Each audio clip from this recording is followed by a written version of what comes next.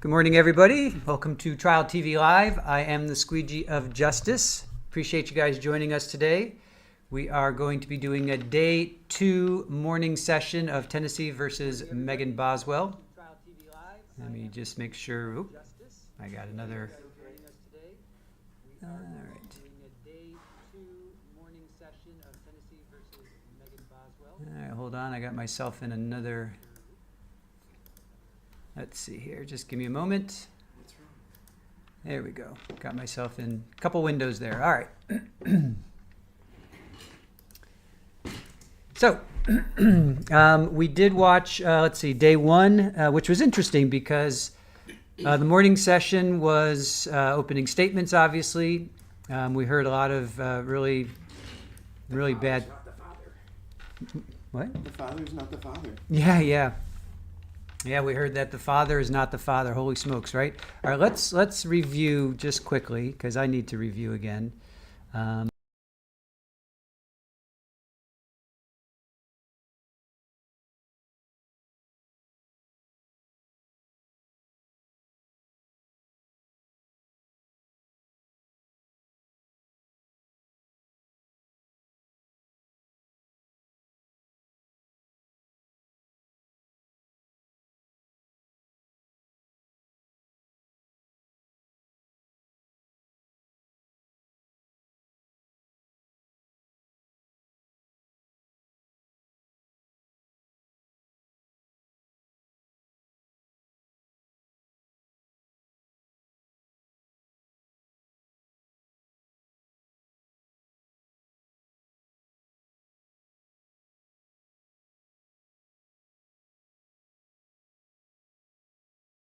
Sorry, guys. Sorry.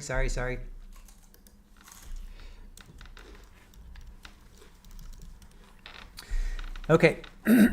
Sorry, when I switch screens, I got to double check my mic there. Sorry, guys. So starting, these are the players, right? So you got starting from the upper. Oh, you know what? This is a bad mic. I think this is a bad mic. Let's see. Okay. Sorry, when I switch screens. No, this was fine. Okay. Which is funny because yesterday this mic was bad. All right. So these are the cast of characters, players in this unfortunate story. So starting from the top left, Tommy Boswell Sr., Angela Boswell get together. They have Megan Boswell.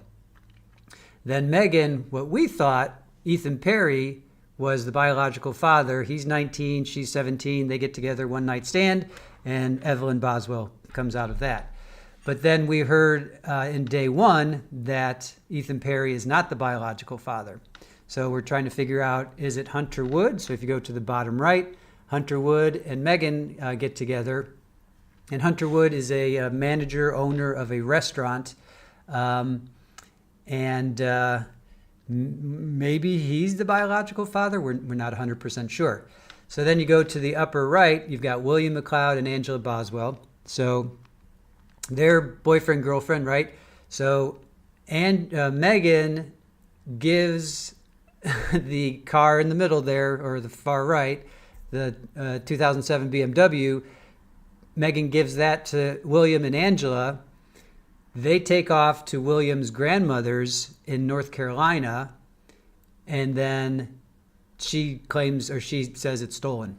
So then you got the cops looking out for William and Angela, and they became people of interest because Megan's saying, oh, I think my mom took Evelyn. I think, she was putting the blame on mom. And the law enforcement went over to William's grandmother's house, and there was a pond over there, or a lake, I guess more of a pond, and they dragged the pond, and Evelyn was not found there. So that's the cast of characters in this unfortunate play, or this unfortunate story, and poor Evelyn. So that was day 1, opening statements, and then Brian Fraley came on, and he was a special agent for Tennessee Bureau of Investigations, or TBI, and they went through. He was the one that actually found poor Evelyn on Tommy Boswell Sr.'s property in Megan Boswell's playhouse when she was a child. All right, so I hope that all kind of makes sense for you guys. And then they broke for lunch, which I can't imagine being a juror and seeing not autopsy photos, but seeing this, how Evelyn was treated. And you all know she was wrapped in foil, blanket, trash bag, trash can. I mean, the poor kid, put upside down, and then they had to go to lunch. So when they came back from lunch, that's when we found out that Gene Scott, the defense, Gene Scott was saying that he wanted to cross-examine Fraley. Let's see, before the jury returned, he believed that he should be able to cross-examine Fraley about the February interview with Megan that Fraley referenced prior to the recess. So then the judge, Judge Goodwin, was like, why didn't you guys tell me this before? Why are you telling me this now? So he had to review like 2 hours of this interview. So he basically called the jury back in and said, I'm letting you guys go. I need to review this in my chambers. So that's where we stand, and that's where we're standing. So.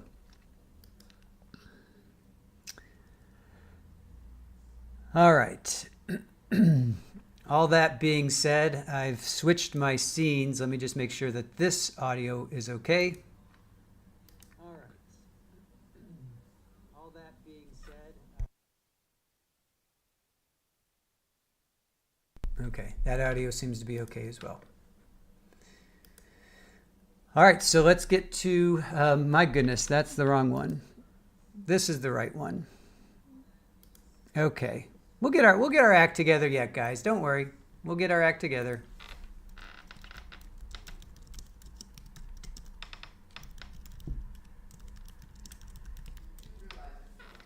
I do realize it was the wrong thumbnail. Thank you. All right, guys, it's Friday. How's my audio here? I do realize it was the wrong. Okay. Let's hear it for Friday. Whoop whoop. All right. All right, let's soldier on. Let's move forward. All right, guys. Okay. Day 2. Megan Boswell, Tennessee versus Megan Boswell.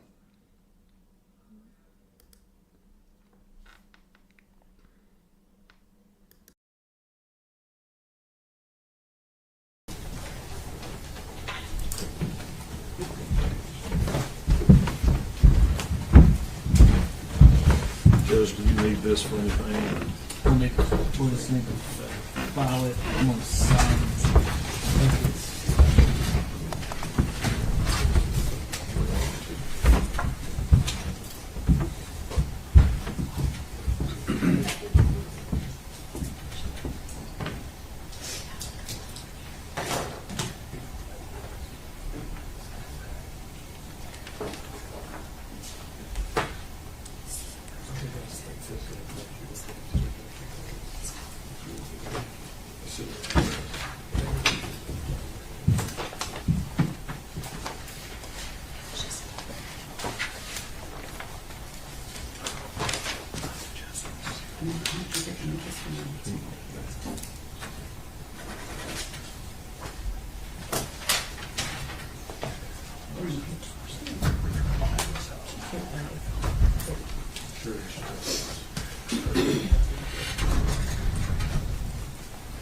Okay.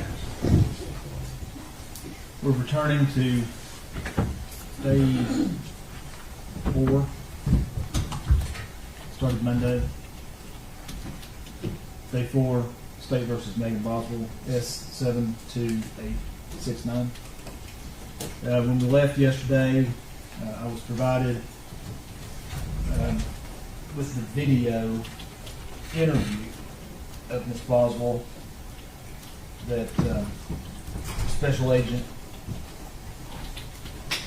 Fraley testified about, which I believe took place on February 25th of 2020. I was able to multitask. I watched it and listened to it all at the same time. So, over the break, I reviewed the case law, I reviewed the rules, and it breaks down to this. breaks down if it's in the sound discretion of the trial court, and I have to view the fundamental fairness of letting just part of the interview in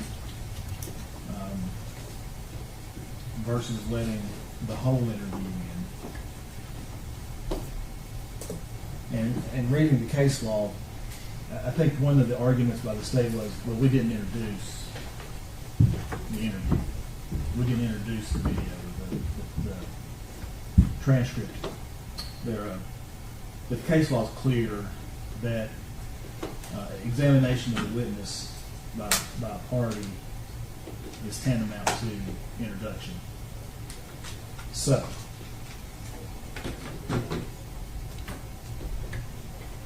for the fundamental fairness issue, I'm going to find that the entire video is going to be allowed. Now, what that means is that the jury is going to see and hear from 17 minutes and 50 seconds to 41 minutes and 44 seconds.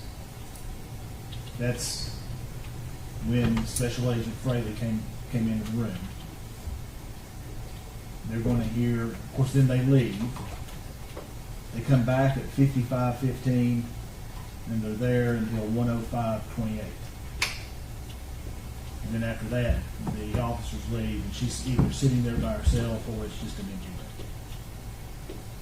So my ruling, my decision is, Mr. Scott, when you cross-examine Special Agent Fraley, you're allowed to play that video to comply with the rule of completeness. All right? Would you mind give me those times again so I don't mess it up? 17:50 to 41:44. 55:15 to 1:05:28.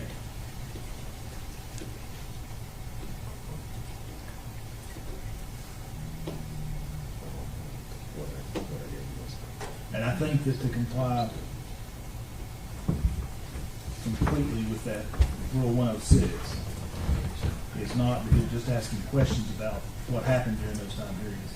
They need to see the video. I think that is the case law says that where certain aspects are brought out by one party, the other party has the right to put the whole in. And that's what I want done. So, All right? Well, okay. I'm probably going to ask the same question, Judge, but I mean, do you want me to clip the video to just show that portion, or are you just going to have Mr. Scott start and stop at those particular think because it'll have to be, well, here's the question.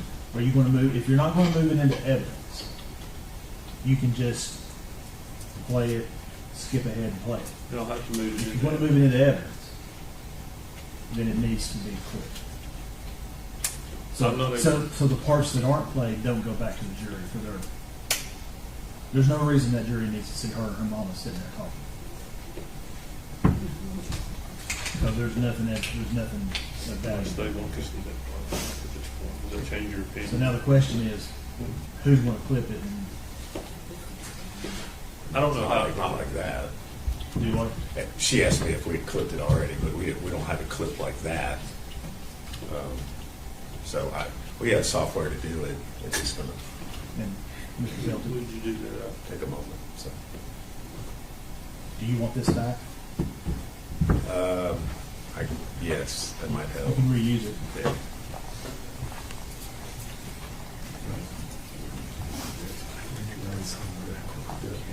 Is there anything else we need to take up this morning before the jury comes in, before you go clip videos? I don't click. Did I have this one?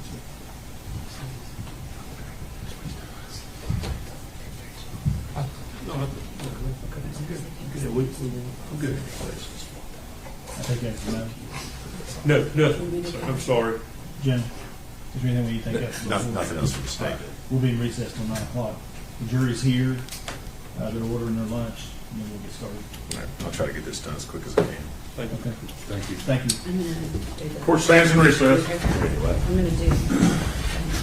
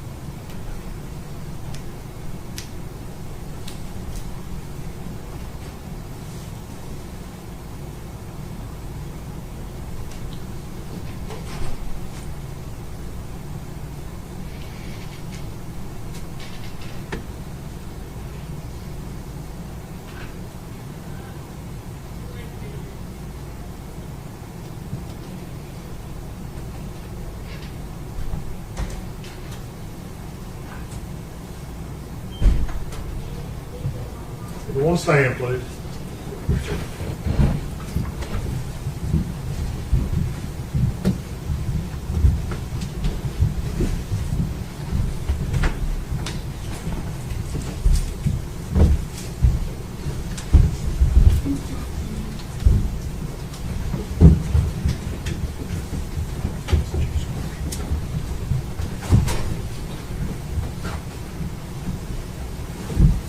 You may be seated. Thank you. Good morning, ladies and gentlemen. I gave you certain admonitions yesterday before you left for the day. Does any juror have anything to report? If you do, raise your right hand. Does the record reflect that none of the jurors have raised their right hand? I believe we were beginning cross-examination. Mr. Scott? Yes, sir. You're up. Good morning, Mr. President. How are you? Good morning, sir. Fine, thank you. I want to start where General Harper left off yesterday. Okay. You were asked, you conducted an interview of Megan on February the 25th of 2000. Yes, sir. Myself and Detective Licklider from the Sheriff's Department. And in that interview, you you talked with her about the child being dead Yes, sir. and some other things. Yes, sir. Judge, this time would ask to show that video.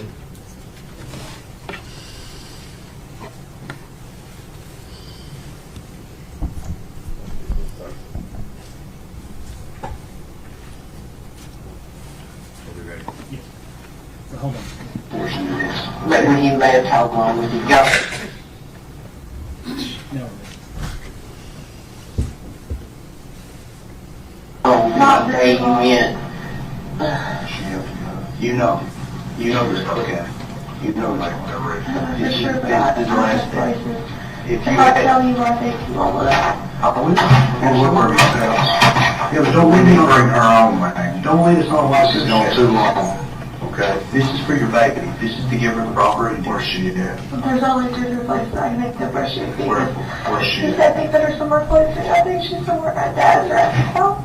Okay, his house? Maybe somewhere like, you know, that like the dog store. I think she's either there or she's somewhere at Dad's. But she's somewhere close.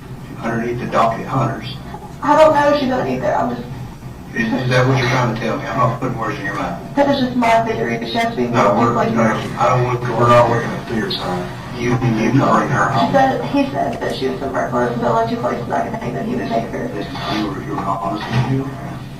Okay, but you know this part. I don't know for sure. I'm trying to help you all. I swear I am at this point in time. This is the ending, okay? Let's bring her home, so let's bring her home. There's a bunch of places I think that he would even have time to take her. She wasn't going very well. Well, regardless of time, there has to be a reason that you would know that, okay? Because that He said she was somewhere close. in that time, there's only X amount of places she could be, okay? But you're specifically narrowing down those two places. You know, She was somewhere close. help me with this, Maggie. When he took her out with the driver, how was she dressed? You know that picture I have of her? She's in her old penguin suit. She's in the penguin suit. Is she wrapped up in her blanket? She was wrapped up in Did you give her to him? a picture You picked her up, where was she? on the bed. I held her for hours and I didn't want to let her go. And that's okay. We need to bring her home. Okay? We need to bring her home today. Just tell us where we can go get her. I don't know for sure how old you are. I think she's at. Okay, hold on. You held her for hours. Yeah. She was in what? How was she dressed? You know that picture of me and her were sitting outside the trailer and she was Yes. falling into a little purple thing on. Yes. She was sitting And she was wrapped up in a blanket. like a dark colored blanket. A big fleece blanket. And he took her from you? Where did he put her? What car was he driving? I read the car. The red car? Did he put her in the trunk? I don't know. I didn't go out Did you go there. outside with him? What time of day was it? It was close to the dark. Was it close to dark or was it It was dark? close to the dark. What day was it? I don't know what day it was for sure, to be honest with you. So, how long was he gone? Less than an hour. Was it 15 minutes or 30 minutes or 45 minutes? Maybe like 45. And he kept saying she's somewhere close by. Did he ever take you back to where it was? Between then and now? And this was in December, early December. Was it after you started working at the It was chicken? after summer. How long after? Not too long. You started on Monday, right? Right? Was it Tuesday? No, it was a Wednesday? week or two after. It was a week or two after. Closer to 2 weeks. So about December 10th. What do you remember about that day? Did you wake up or what happened? I don't know, Robert. I don't think I did. I think he did. It was an accident. So he was sleeping in bed with you? Was the three of y'all together? In the bed? Between us. Okay. I should have put her just on my side. I slept with her almost every night of her life before that, and I never once rolled over on her. But when you woke up, she wasn't breathing. Is that what you're telling us? Her head was like buried in her pillow and she wasn't breathing. Okay. So, there. So do you tell him, hey, I was panicking. He was like, well, you can't call anyone. We're both going to go why to can't you jail. call someone Because he said we were both going to go to jail if he didn't care of it. for her just rolling over, or you rolling over on him? Or on her? I don't think I rolled over on her there. I don't know if he did an accident or what. Like I said, I slept with her like her whole life before that. With her up against me right next to me, I never rolled over on her. We need to bring her home, man. You need that peace. Mom needs that peace. Everybody needs that peace. We need that peace. Help us bring her home. You're the only one that I knows. told you all the only places I know he could have went. Where? Name it. My dad's in his house. When you say your dad's, where are you talking about your dad? I'm Muddy Creek. Because he wouldn't have taken her inside the house and said, hey, Tommy. Well, I don't know. I just know there's Why a would he take her back to Tommy's? He said he was going to take her somewhere close. See, I don't think he would have taken her to Tommy's. That's too much of a risk. Why would he do that? I don't know. What if your dad would have caught him? I don't think she went there. Look, can you all just please check and then check We're going to check her everywhere we believe she may be. Okay. But again, we need to understand where she's at. I don't know for sure where she's at. When you say for sure, I just have guesses and I've told you two what they are. why has Hunter never spoke to you about this? I don't wanna When know. he came back, what did he say?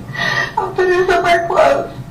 Did he say how he put her? No, I Did he didn't throw her in want the to know. trash can? Did he throw her in the lake? Did he bury her? I didn't want to know. What did he say? She said she was somewhere close and not to worry about it.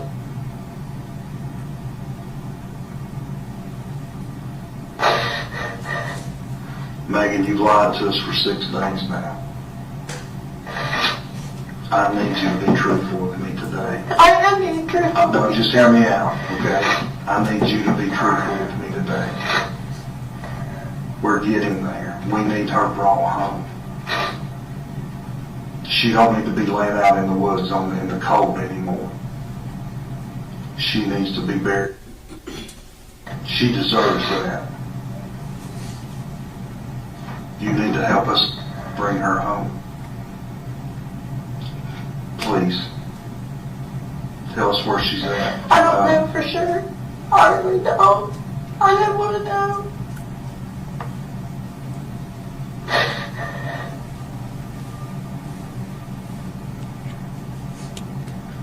I think you do, Maggie. I think you're scared to tell. I don't. I want you to go into places I think she needs to be. When you say the boat dock, what do you mean by the boat dock? I don't know, maybe he buried her there or what. Did he mention the boat dock? No, but he said he took her somewhere close and he wasn't gone very long. Did he drive away with her? Was she placed in the trunk? I don't know for sure. You didn't look out the window. No, I didn't want to. Who did you call? Nobody. I was scared to call anybody.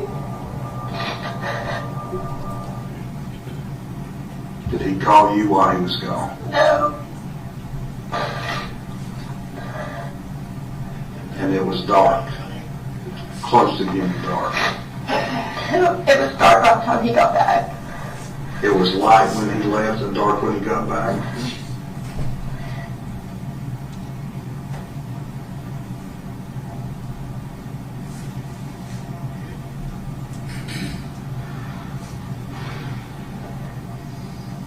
We need to bring her home. If she's laying out there somewhere, she deserves better than that. Oh my God, I told you to go into places I could think he could take her.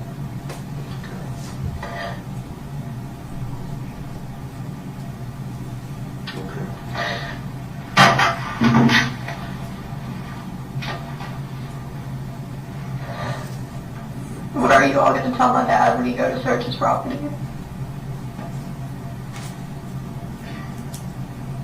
What should we tell her? I don't know.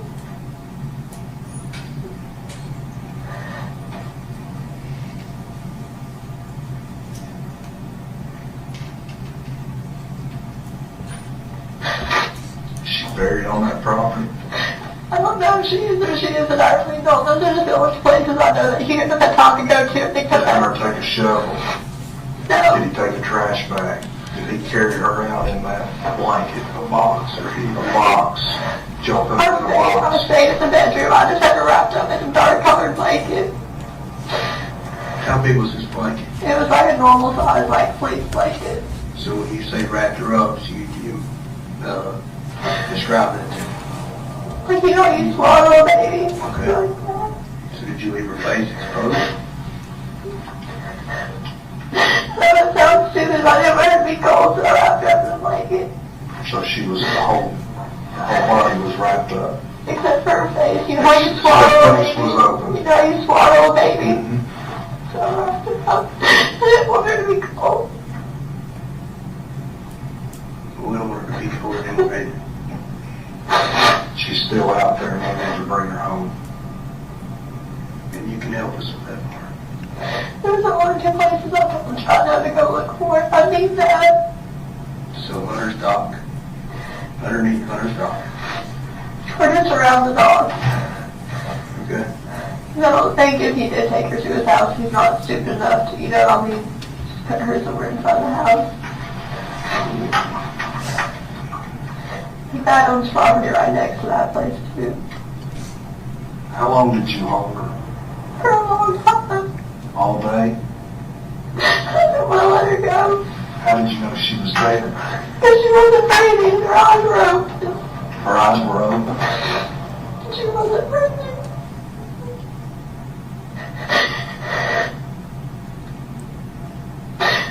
to give her CPR, and she's already gone. How did you try to give her CPR? Mouth to the mouth. What else? That's it. I just held her leg. Did she gag or anything while you were trying to give CPR to her? No. How did she feel? What do you mean? Was she cold? No. She's still warm? What about the color? She was still Was she blue? No, not really. What did she look like? Just like her. As the day went on, she got colder and put up in the blanket because I didn't want her cold.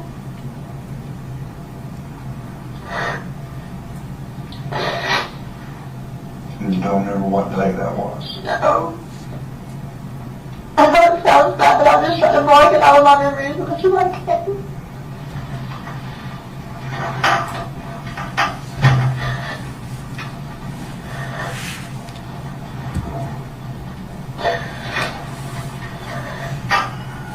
Where would you look at your dad? I don't know if that's a lot of property back there. Back behind his house? So where does that connect to? Where does the back of his property connect to? I don't know. See, Yeah, that's what's there, and then that creek is like right up to the asphalt, stuff like that. you're shooting one of those asphalt piles. I don't know, I really don't. Is there a lot of asphalt piles on his property? I don't know if there is anymore or not. So I've not been out there, I don't know, I'm asking. And again, that's what I'm trying to do, man. Help us bring her home. She don't deserve another night out there in the cold and alone. She needs to be brought home. I don't know, I really don't.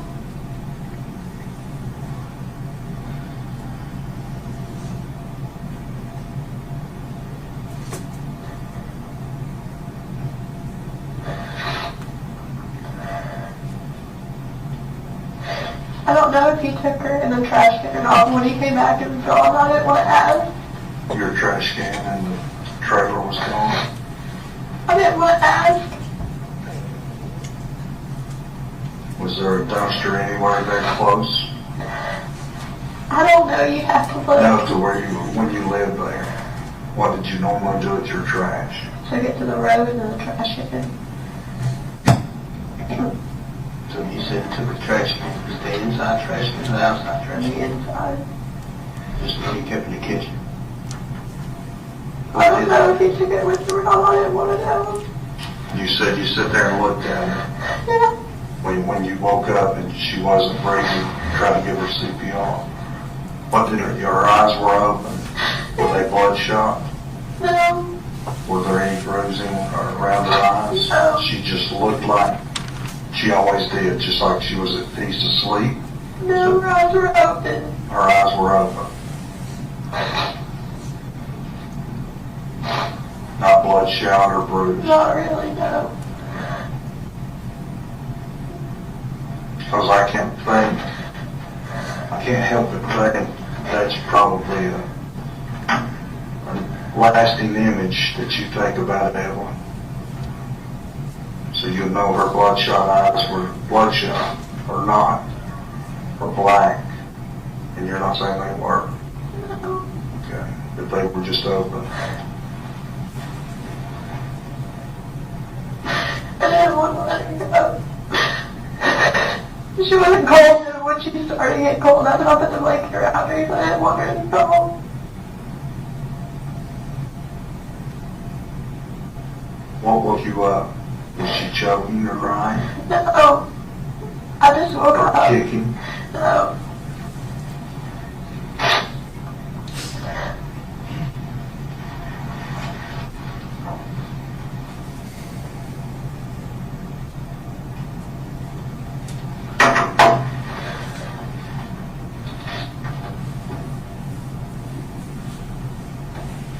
If we talk to Hunter, what will he tell us?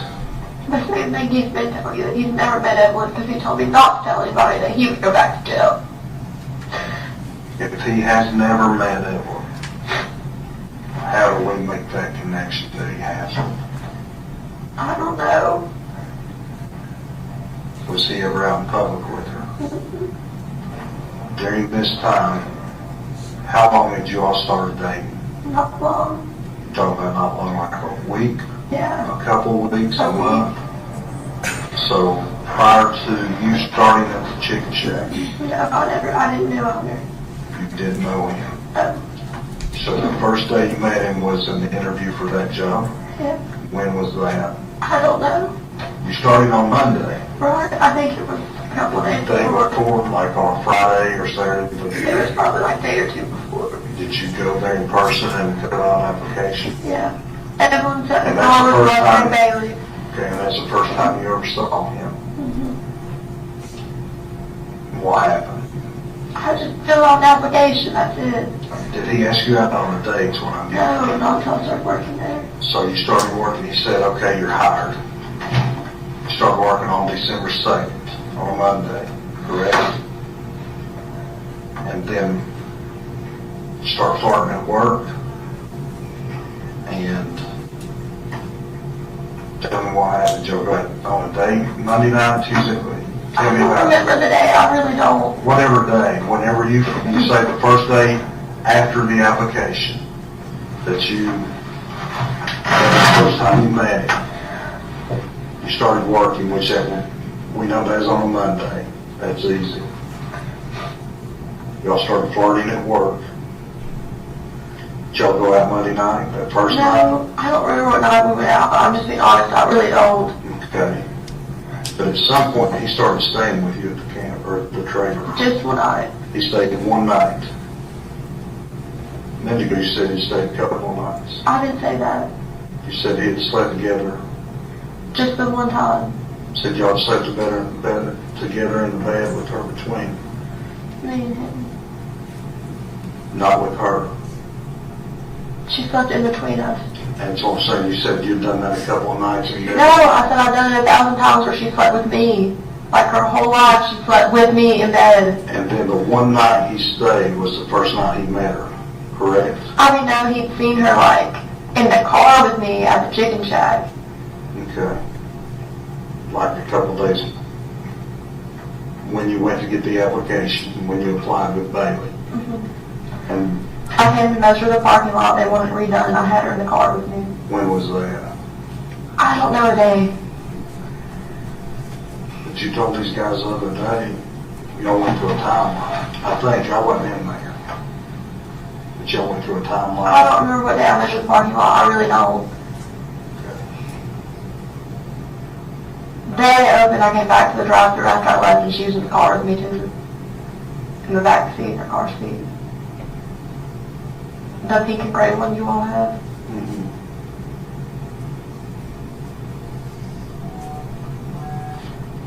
Do you think he took her in that trash can?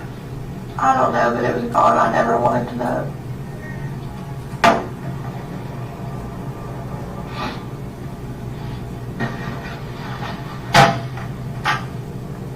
And that's the only two places. I don't know where else it's close. I think my dad owns those storage units across from the trailer. You know what I'm talking about? I do. Does Hunter have a storage building rented from him or something there? No, but I mean, Or do you? no, they're abandoned. What would he put the baby at there? I don't know. You are asking me guesses. I'm giving them to you. He likes the lake a lot. Does he have a boat or anything like that? He used to. When you talk about the boat dock, you mentioned boat dock. What do you mean by that? Does he own a boat dock or?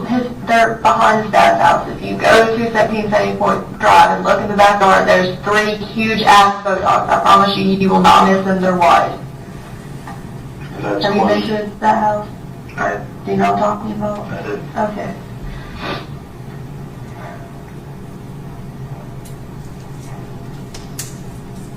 But of those 3 huge ones that you have, which, I don't know. where would you think? I really don't know, to be honest with you.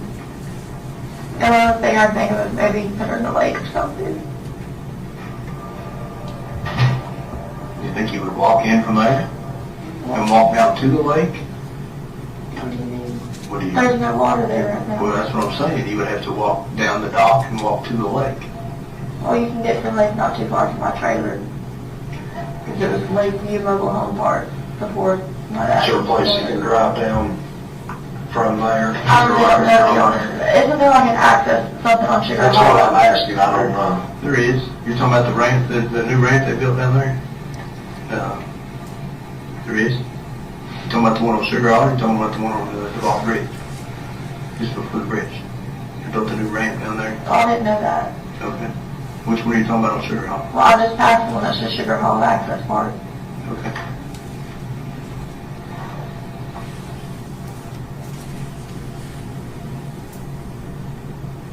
Thank you for letting me talk to my mom. You're welcome. Let us put this baby to rest. Okay? You come off of that part. Alright, we talked.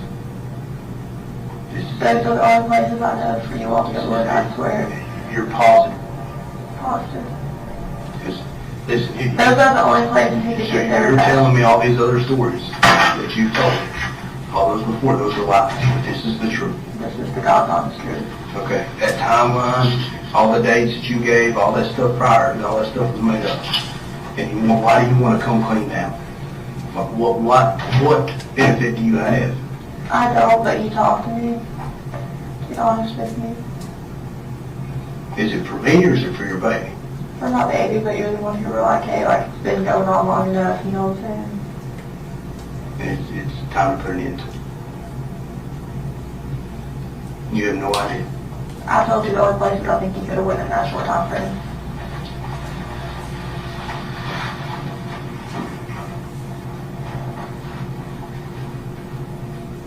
I'm going to step in here, I'm going to try to look in the map for most places. Can you bring me a map and I'll try to mark on it where I think? You agree, then?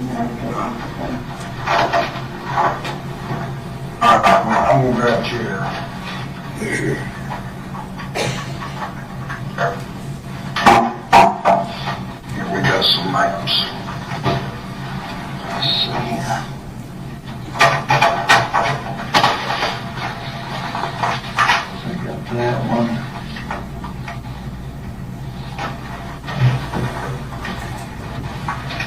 This one. Okay, 543 Muddy Creek. Is that his dad's? No, it's not. This is his dad. Okay, so we got 3 maps here. So here, just take this. And you, I know they're kind of small. This is where, that's where you were staying, I think, right? That's Yeah, correct. this is Buffalo Road. Okay, this is Sandy Point Street. Yeah. This is Muddy Creek Road. And this is where your trailer was, right? Is that right there? Well, where's the access part of Sugar Hall Road? So, Is this it right here? you got Sugar Hall Road, and you should have the Vault Bridge here. Maybe there's Sugar Hall Road in the lake. Okay, so right across from here, there's like a storage building, like going back up towards that, whatchamacallit. But you said those are empty, right? Or, It's and just then like, those, I don't know. okay. I thought my dad might have gone to the trailer. You just mark wherever you think, like I said, you'd mentioned that he had just a limited amount of time. Well, those are the only two places I came on this map. Okay, but did you just mark where, This is like the storage unit.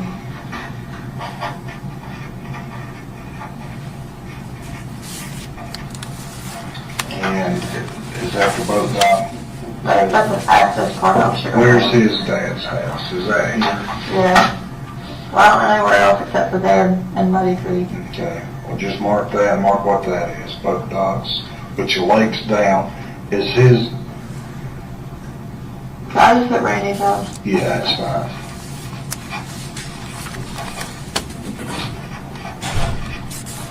Okay. Anything else you can think of?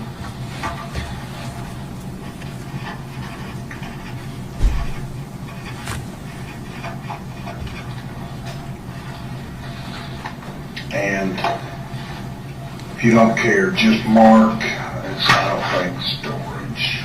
I think from what you're telling me, if she's in one of these two places. So just write what she was wearing, if you don't care. And that's just whatever, what'd you say her clothing was?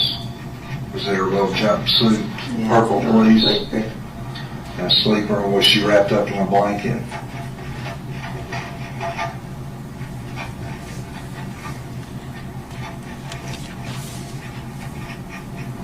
Now notice, hey, this might be hard for you. Write down how she was. Her eyes open.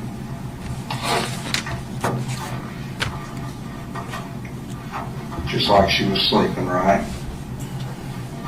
No bloodshot, but they were open. She was warm. And all her color was there. She wasn't blue or gray or anything like that, right? Okay. All right. And that would have been 1st of December. Okay. Is that right? Like the first week? Second week, probably. Second week. And that's December. Anything else you can think of? Anybody else you think Hunter may have told? His best friend, I'm just asking, you may or may The only not. person I know that he's really close to is his mom. Do you think she knows anything? His mom would defend him like to the end of the earth. Okay. Because I know exactly he's gonna be like, well, I have anything to do with that. He's gonna go back to jail, and his mom likes that and support him on whatever the hell he says to her. What else he been in jail for? I don't know. Okay. To be honest with you, I don't. Okay. All right. Let me go out here. Do you need to leave, or you want to hang out here? What do you want to do? Well, I can't leave. Huh? Why not? I figured you all were going to arrest me after I told you. For what? For withholding information. Why would we arrest you? For withholding information, impeding an investigation. Well, here's how this works. And again, I'm not talking to you much, but I need you to understand. Number one, I need you to understand that I'm not going to lie to you about anything, okay? That's not what I'm in the business of doing. I need you to understand, too, that we confer with the DA's office, okay? Before we make any kind of decision like that, that's out of our hands. But I need you to understand that I can help you, okay? You've not helped yourself at all during this whole ordeal. You know that. You're not done. No way in shape or form are you done, Maggie. You're smarter than this, than what you've let on. You have lied repeatedly, more times than we. And to be honest, didn't you go on the news last night and say that TBI? Who? Christy. You go on the news last night and tell that TBI is not doing our job. You've been up here 100 times. How many TBI agents you see running around? How many Sullivan County investigators you see running around? How many FBI agents you see? We are breaking our backs to bring her home. Then you go out there and do that. That bothers us. But again, we're not in it for anything but to get and bring her home. And you hold the key to that. So with that being said, we're the only ones that can help you. And what I mean by that, and I want you to hear me out, what I mean by that is that when we talk to that DA's office and they say, hey, what did she, well, they're going to say, hey, because we have talked to them, we know she's lied for 6 days now, 5 days, whatever it is. I haven't seen them. Many of us have not seen a full night's sleep in well over a week because of this. But when they go to and say, hey, what did she tell you other than the lies? Because how many lies have you told us? How many? Dozens? Just say it. Let me help you. I'm here to help you. How many lies have you told us? A lot. Every day you've talked to us, right? I need to go to him, the DA, and say, look, I get it, she lied. She was a scared mother who didn't know what to do. Okay? But today, when he and I were in here and talked to us, when you first talked to him, she started to tell us the truth. That truth is what's going to be able for me and him to go to the DA and say, hey, we know she told all these lies. She's telling the truth now. We can help her. We'll go to bat for her. And that's what we're willing to do, is to go to bat for her. Regardless of how many lies you told, we can start over right now. And I can go back and you say, hey, look, she was scared. We just need to bring her home. Hey, you need to help us do that. This is a start. But you should, again, you just need to understand my perspective.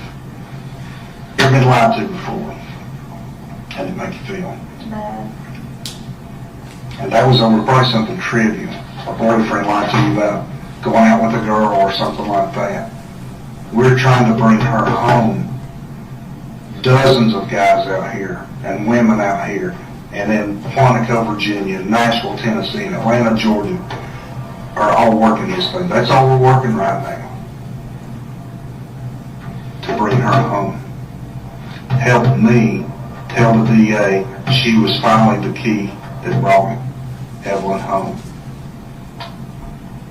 I need you to be honest with us. Can you be honest with us? I am being honest with you. Is there any place other than here that she is that you know of? Not that I can think of. Okay. Anything else you think might be important? Anything else you want to tell us? Okay. Where do you want to go? What do you want to do? I mean, I can't go. You're not under arrest. I say all that to say that to be clear. You're free to go. Just you tell us if you want to hang out here, that's fine. We'll continue to help you out. But again, the lies are over. They are. We can't help you unless you tell the truth. I am telling the truth. Okay. Tired, you want to go outside? Can I just stay here? Yes, if you need anything, you don't come in the door. Is Angie here? Who? Angie? She is. Can I sit with her? You want to sit with her in here? I'll sit with her in her office, or we'll have to sit here. You'll be fine. Just sit tight.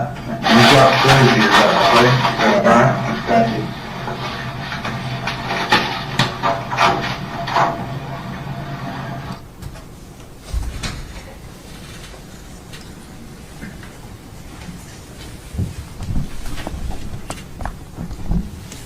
Agent Fraley, is that a fair and accurate depiction of your interview with Megan Boswell? Yes, sir, it is. Judge, I would move that as the next exhibit.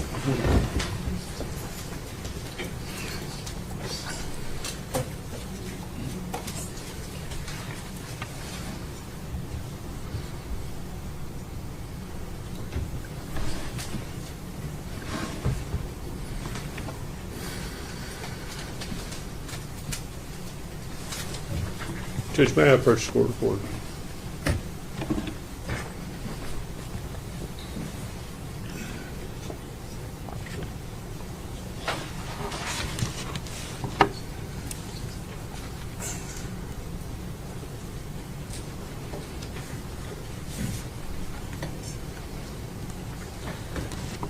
Agent Fraley, I want to, go back over some of the things she told you. You testified on your direct examination that she had told you she knew the baby was dead, not missing. Correct. Now, I didn't really see that initial thing in the video. Was that somewhere else? I mean, it's obvious from the context of what you all are talking about, but had that happened before that video? Yeah, and in my notes, she'd also talked to other investigators, and that was the first day of the 6 days or whatever day we were on that she told us that she was dead instead of missing. Okay, do you know when did she tell you or did she tell someone else? It was in other interviews, and again, we were all working together. Okay. And it, she'd, like I said, she'd talked with other investigators, but that was the first day. And then after that was revealed, that's when Detective Licklider and I brought her into this room and started talking to her again, trying to clarify. Just so we can clarify a few things for the jury, I think it becomes apparent, but there's a lady in a jail uniform as this video starts. Yes, sir. That's Angela Boswell. That's her, Megan's mother. And Yes, sir. You all had arranged for her to be brought to the sheriff's department to meet with Megan. Yes, sir. She asked to meet with her, and was able to do that. And then as the video starts out, you start talking about he back a lot, and later the name Preston or Hunter Wood, because is that the he you all are talking about throughout that video? Yes, sir, it is Hunter Wood that we referred to as her boyfriend. And at some point, I guess the other thing I noticed just so for the jury's context, in the video you all refer to her as Maggie. Yes, sir. Her name's Megan, but she was called Maggie. I think she told us that's what her nickname was from her real name. That's what her family called her. Yes, sir, that's correct. Fair.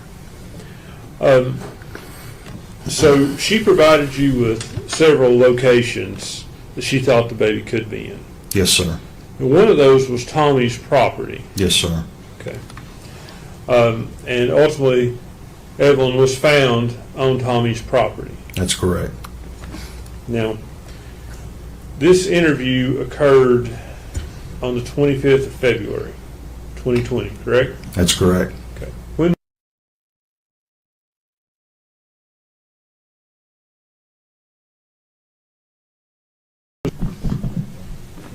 Continue.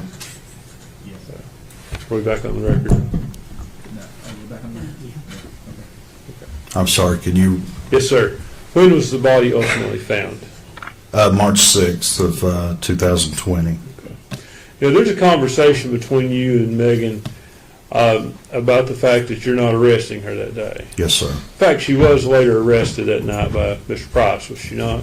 I believe she was. She did not end up leaving the Sullivan County Detention Center from the time the detention center and the sheriff's department are all connected together here. Yes, sir. They're connected here. Their offices are in the same building. One large building. Yes, connected. sir. So she did not leave there from the time of that interview until she was arrested. I don't think she did. Now, when did you first search Tommy Boswell's property? That would have been March 6th when Evelyn's body was found. So, was there some reason you didn't search the property from the time she told you on February 25th until March 6th? I can't recall specifically why we didn't, other than she had told so many lies. We didn't know if this was true or not, so there wasn't solid evidence because she had lied so much that this was the truth. So, Are you certain the property wasn't searched before? not by me, no, sir. It may have been searched, but Was it searched by the TBI, or do you know? I don't recall. I wasn't out there until the 6th that I recall.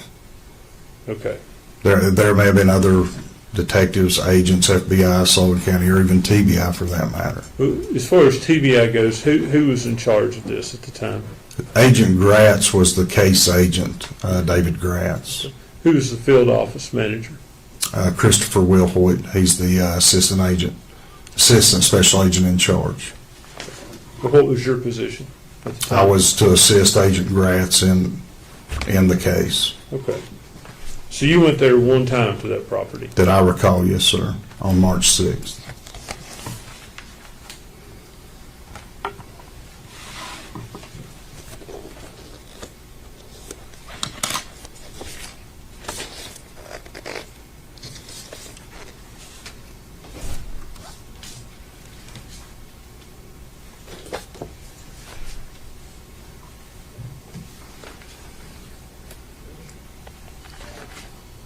I'll be showing you what's been previously admitted as Exhibit 17.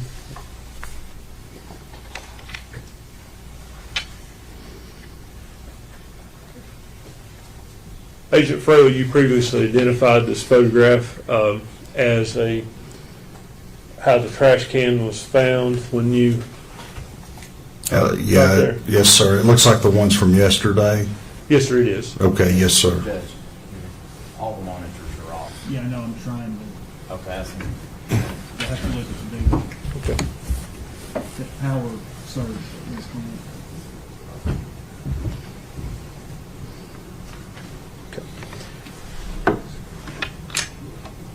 And I believe is this the position the trash can was in when you found it? That's representative of, like I said, once the door was open, on how the trash can and the bags were there. When you say it's representative, was the trash can moved and put back in place, or is that exactly how it was? In this particular picture, I think that my best recollection is that's how it was. It wasn't. At some point in time, I did remove these and we stopped because of the weight of the trash can, believing that Evelyn might be in that trash can. But like I said, my best recollection is that was the way it was when the door was open and we first saw that. Okay. At some point after picking the trash can up, was it placed back in the same position for more photos? I believe, yes, sir, it was. Okay, so some of the photos we saw yesterday, the trash can was not exactly as you found it. It was to the best of your ability to put it back. Is that fair? Yes, and this probably, well, I don't want to probably, but yes, that is correct. It was moved and then replaced. And then, like I said yesterday, we stopped and made some phone calls after we confirmed or believed that to be Evelyn's body. And the trash bag, the black trash bag, that's ultimately where Evelyn's body is found. Underneath, it looks like, yes, there was a black trash bag on top of the one that's in there. Okay. Where did you find the body? And what I mean by that is, did you find the body in the trash can after you had removed it? They're giving you a pointer. Oh, if you okay. need that. After you had removed the trash can from the building, or were you still in the building when you found the body? Best I can remember, sir, was, like I said, we opened that door and we saw those items. Now we had the knowledge of, she had said that there was maybe to look for a trash can. So that alerted us. Red flag went off, if you will. That time I think I removed some items on top of that and maybe moved the can, but like I said, once I felt the can, it had some significant weight to it, more so than a regular trash can has household trash in it. Removed some items off the top of that, and then that's when I first saw the leg of Evelyn's body. Like I said, maybe replaced it or resituated best I can, stopped what we were doing, and made the appropriate phone calls. So you say you replaced it. Set it back, yes, close to. Set the trash can back in. Did you set the stuff back in the trash can that was on top of the body? I don't recall putting those items back on top. I think once those items were removed, and some of the items I remember specifically, there was a bread bag, an empty bread bag that was in that top portion of the trash, and I recall it having a September 2019 expiration date, which again alerted us that, hey, this wasn't there like the rest of that stuff I testified to was obvious to me. It had been there for years, and now you had these couple bags of trash in this can that looked out of place or looked more recent. And I think, well, after seeing that, opening that bread bag with that date, obviously that date gave us an idea that this was a window of time that was recent, that fit close to the proximity that Evelyn was reported missing. Okay. So the black trash bag in Exhibit 17, it appears to be pressed down in the trash can. Is Yes, that correct? sir. Yes, sir. So at some point you took it out of the trash can. Yes, sir. That was, as I best recall, that was the first thing removed from that can.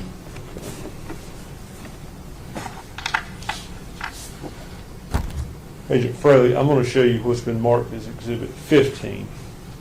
Okay. Is that the same black trash bag? Yes, sir. As best I recall, you could only see that portion in that last picture, and that's after it's kind of been opened Okay. to inspect the contents inside. Okay. So that picture was taken after you open the door, obviously. You take the trash bag out of the can, or did you? I can't recall if I did or not. Like I said, I think I did, because to inspect the bigger bag that was down in the bottom of the can with Evelyn's body. Okay, did you place the black trash bag back in the can? I can't recall if I did or not. Like I said, once we confirmed that was Evelyn's body, or what we believed to be, we stopped. But I can't remember if I placed it back in there or set it to the side. Now, I assume there's a protocol to how you all would handle a scene like this. Could Yes. you walk me through that? Well, typically, like I said, this was a looking for Evelyn's body, because based off of what the phone call had come in to come there to search for items that he had said had been brought there and placed in the yard barn. We found those items. I think Special Agent Gratz and Haraz with the Sheriff's Department started looking, inspecting, and made the decision to take that. And then the process of that led us to just to look in the playhouse where we found these items. So for protocol, I guess there's not a checklist to start looking, but once items are found, the protocol is to photograph those, bag those, seal those bags, mark those bags, and ultimately send them to our TBI labs for examination. And I assume the protocol would be not to contaminate other pieces of evidence there. You want to keep everything as separate as possible. As best we can. You described a situation where you all placed her body on a clean body bag. Yes, sir. And I think you said y'all put wax paper on the porch prior to doing that. I think it was like butcher paper, this rolled butcher paper, then the body bag on top of that, and then as we were removing the contents of the trash can, it was onto the body bag. The black bag, when you inspected it, anything significant in it? Like I said, the only thing that sticks out is that bread bag with the date. Kind of, like I said, that other stuff had been there for years, it appeared to me, and the others. And this appeared to be recent, and that date on that bag, I recall. Okay. If I could approach the court reporter, Judge.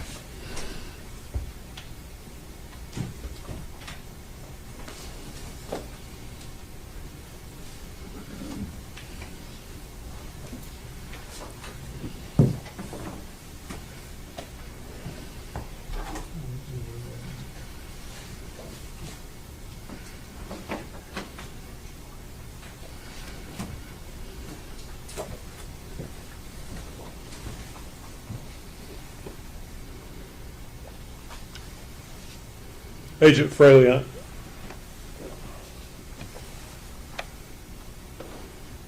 I'm showing you what's been marked as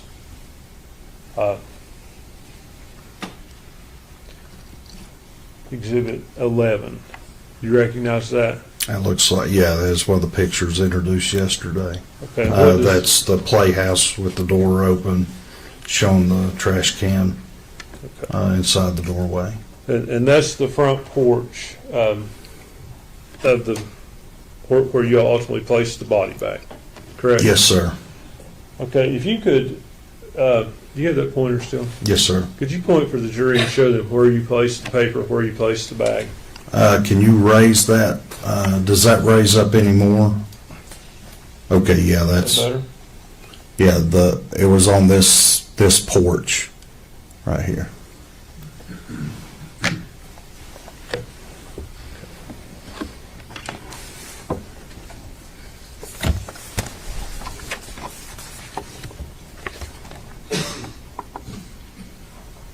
And take that one down.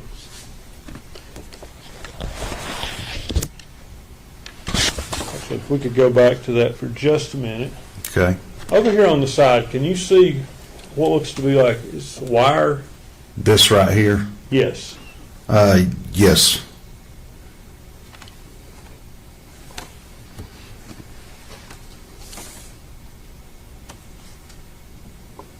I'm going to show you another picture. Okay. Does that appear to be the same wire? Yes, sir. Okay, and that appears to be an accurate representation of the porch at some point during that night. Yes, sir. Would move this as the next exhibit, Judge. Any objection? Okay.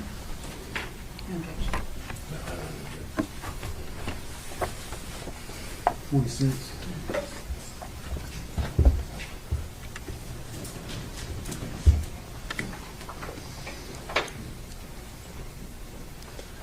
Right. Go. Let me see everybody over here.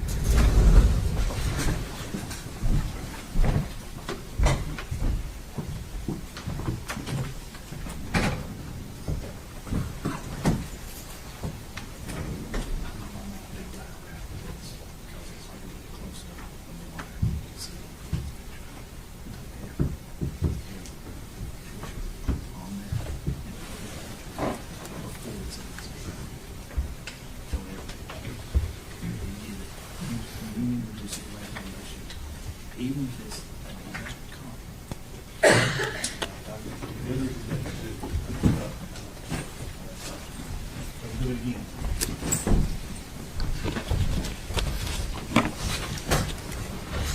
All right, go ahead, Mr. Scott.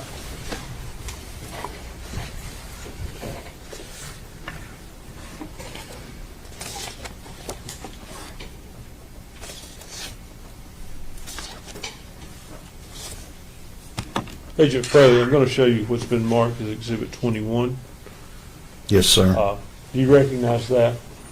Yes, that was one of the photos introduced yesterday depicting the removal of the trash bag containing Evelyn's body from the can onto the body bag. And that was done on the front of the porch, is that correct? Yes, sir. Was, at the time you all did that, the wire and stuff, was that kept away from that body bag, or? Best I recall, we moved those items in order to clear the front porch to do this. Okay, to keep from contaminating anything, I see. We have to provide room as a flat space, the most convenient place for that.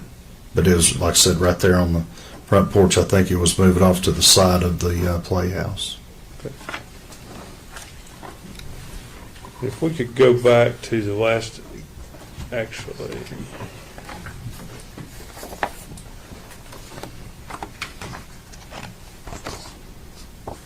We'll put back up Exhibit 46.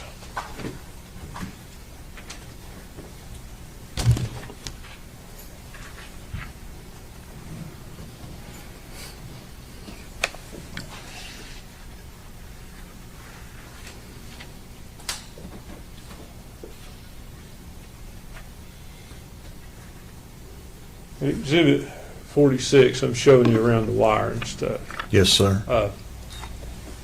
Does it appear to you that there are some leaves and debris under the wire? I can't make out, I'm sorry, I can't make out exactly what that is. Okay. I've heard some of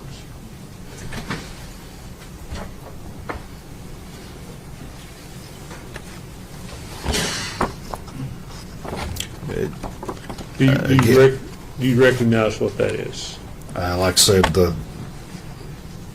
that's a little clearer picture. That's not. What is that a picture of? It looks to be a portion of that picture. Sorry. Is it up in this portion here? That area, is that a zoomed in Yes, of sir. that area? Yes. Sir. Yeah, that's a little clear. Okay, and do you recognize that picture that you have in front of you? Yes, sir. Like I said, it looks to be the middle portion of that. And it's a little clearer now that it does appear leaves, maybe some grass or hay or something there underneath that wire in this area. Okay. And also, it appears maybe 2 insect pupae right there. If I may, I would ask that the picture is identified be the next exhibit. You get No, go there. 47.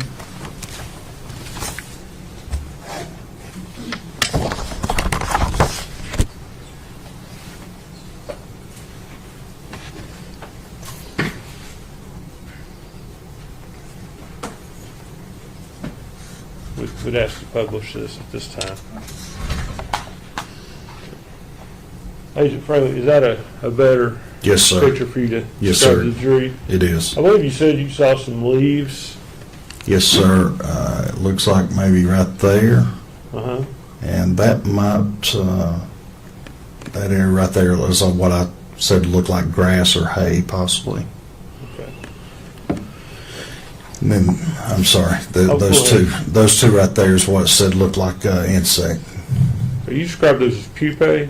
Yes, that's, You talked about pupae yesterday. What's pupae? it's just where an insect, once an egg is formed, it's formed as larva. In the middle of that stage before it fully develops into an adult, that's the stage of that. Okay, so the egg would be laid and then it forms into, is that what you're saying? That's correct. Yes, sir. Okay. That pupae, those do they move on their own? Yes, they're living organisms, and they feed, which, like I testified yesterday, it's common with human decomposition that the eggs are laid on that decomposing human flesh, and that's where they develop from there.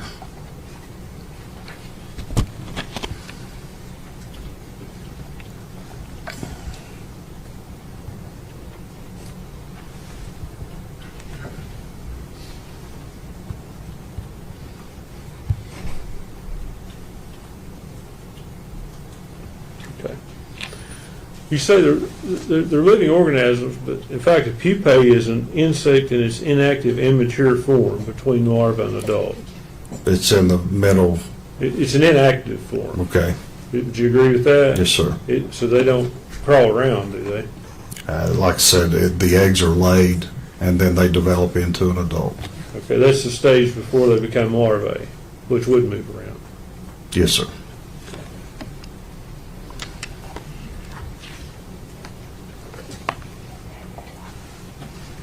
Let me ask you about the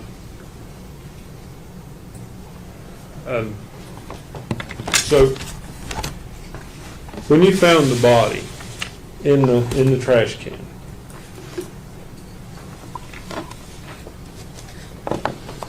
it was in a bag, correct? Yes, sir. Evelyn had leaves in her hair.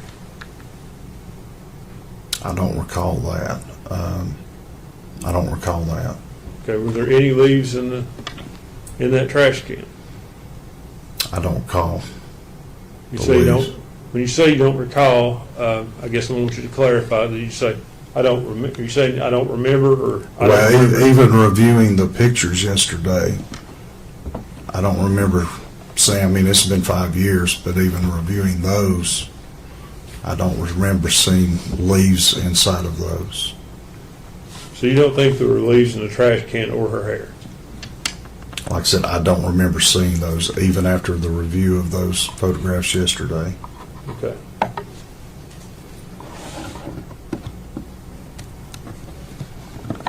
want to talk about the body.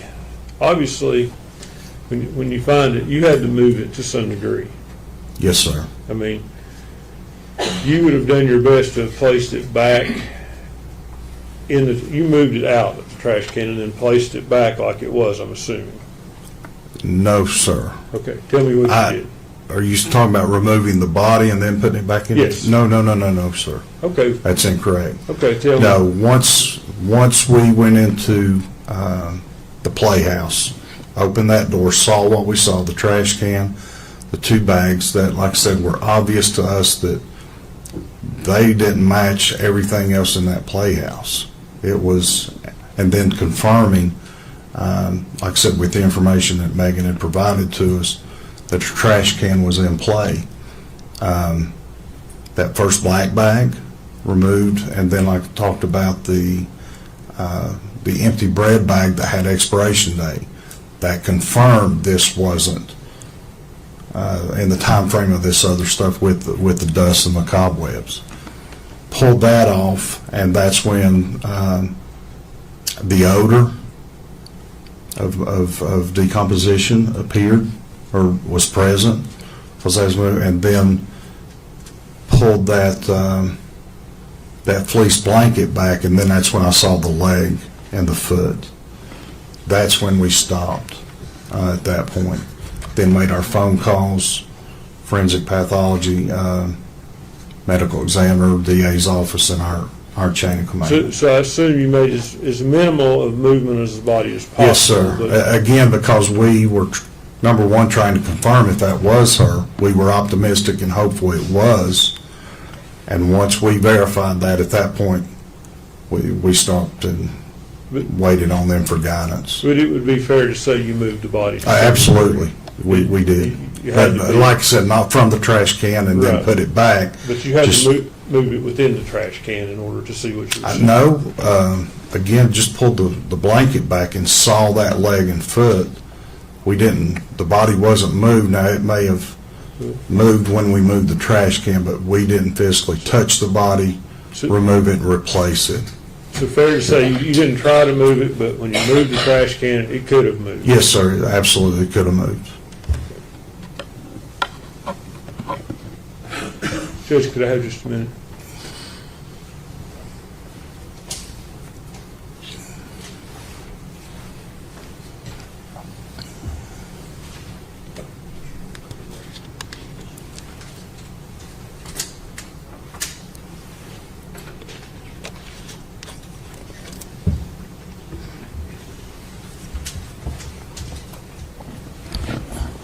Did you collect any evidence there yourself? I know, and what I'm saying is typically, at least for the jury, I'll explain the question. I know you know what I'm asking you, but typically a lot of law enforcement people are there. One person may collect this, one person may collect that.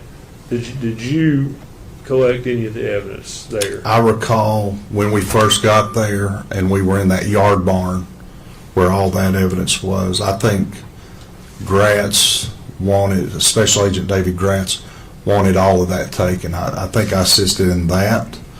And then, like I said, then went to the playhouse, found Evelyn's body, was active in processing that.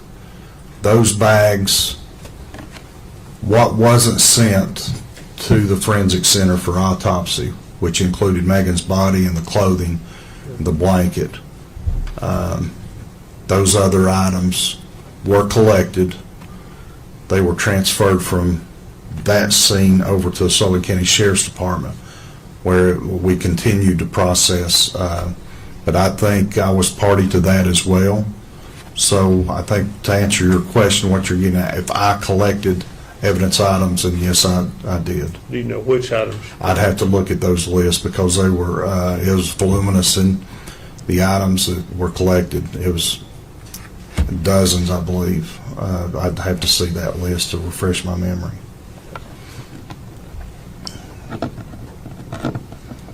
Judge, that's all the questions I have for Agent Fraley. Thank you. Yes, sir. Thank you. Redirect. Just briefly, Judge.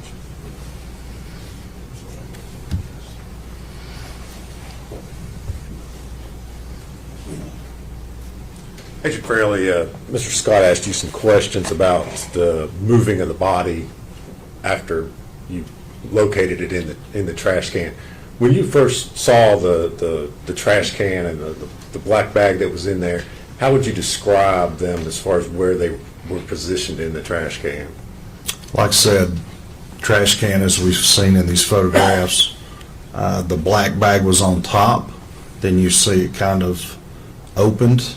That's where the bread bag was. After that was removed, then was the white trash bag. After that is opened, then the next thing visible was the gray and white fleece blanket. Pulled that back, and that's when I first saw the legs. So, if that answers your question. Well, let me ask you this. I mean, was the black trash bag just sitting on the top, or had it been pushed down inside, or? Did you have to, in other words, did you have to pull it out of I pulled it out, yes, sir. Okay. And the white trash bag, again, was it pushed down in there, or did you? Yes, it was compressed almost to a degree of compression that it created like a vacuum coming out when we removed the bag from the can. Okay, so it wasn't just gently placed No, on top no, of the... absolutely not. All right. And to the extent that you have already testified, you did not in any way, once you located the body in the trash can, manipulate it, pull it out. You didn't pull the trash bag up to look and see what else was in there. You all didn't do anything else with that until the medical examiner arrived. No, like I said, we stopped, and even once it was removed, it was a gentle process where it was removing the bag containing the body, tilting that can onto the body bag on the. Thank you, Agent Fraley. That's all I have, Judge. Thank you, John. Recross, one question. The trash can, you all moved it outside of the building before the medical examiner got there? I can't remember exactly, but that we could have moved that to the front porch to remove that black bag with the bread bag and then placed it back. I can't say 100% if that was done, but it could have been. Thank you. Yes, sir.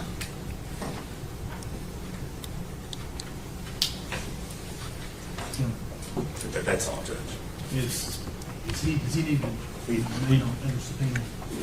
I have served an additional subpoena on him should he be needed later. He'll need to be. Right. Agent Fraley, thank you for your testimony in this case. You're still under subpoena, still need to remain on. Okay. Thank you.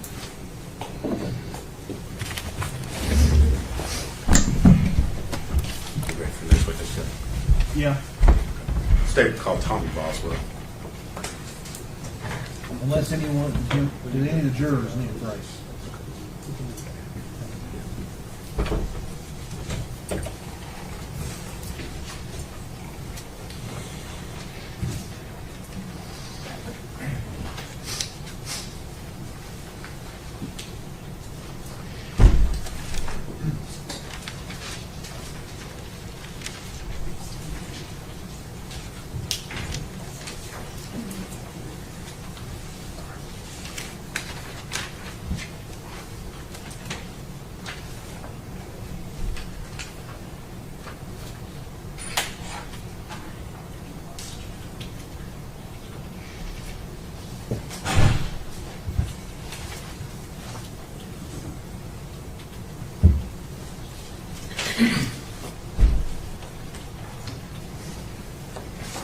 Raise your right hand and be sworn, please.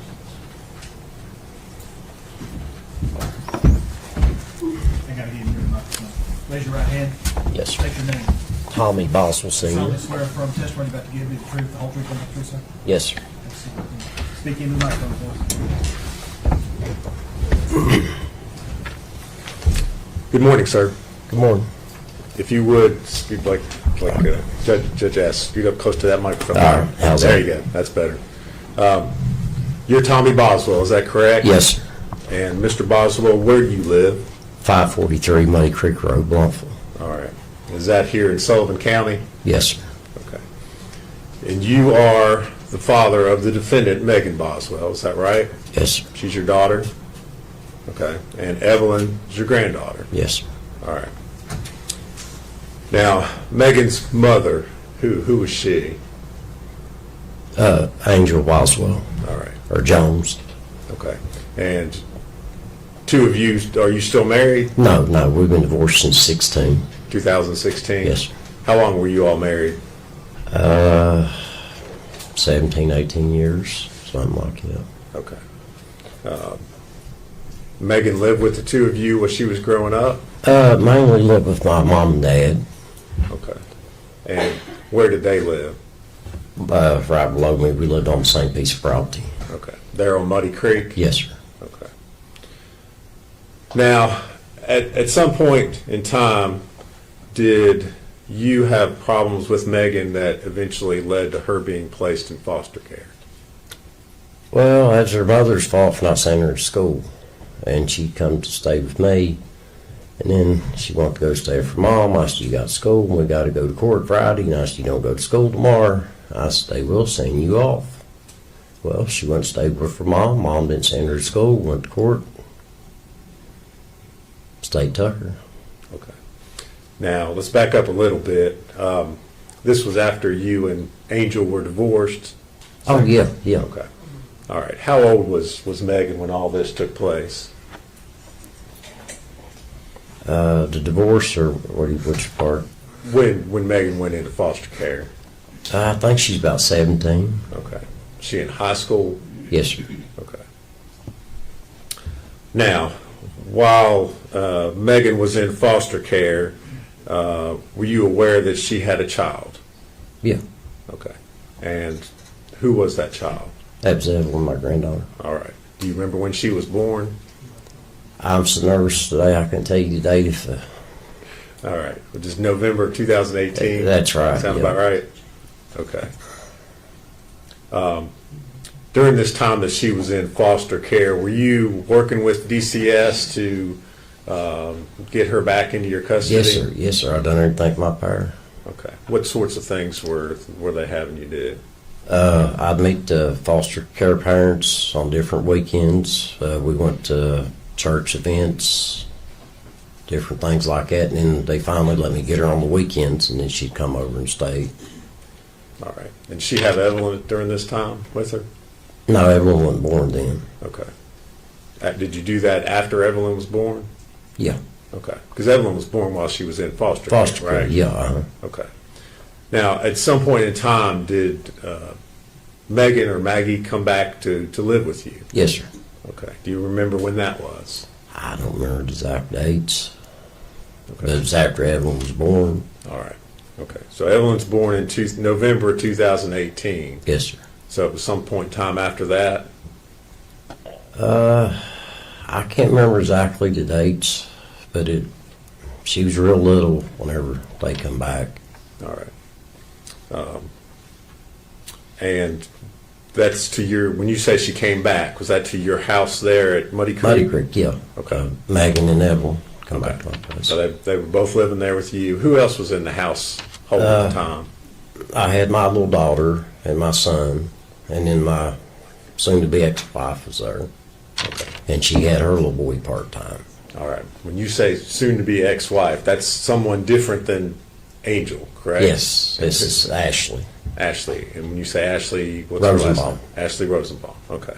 Were the two of you married at that time or dating? No, Or? not that time. We were engaged. Okay. All right.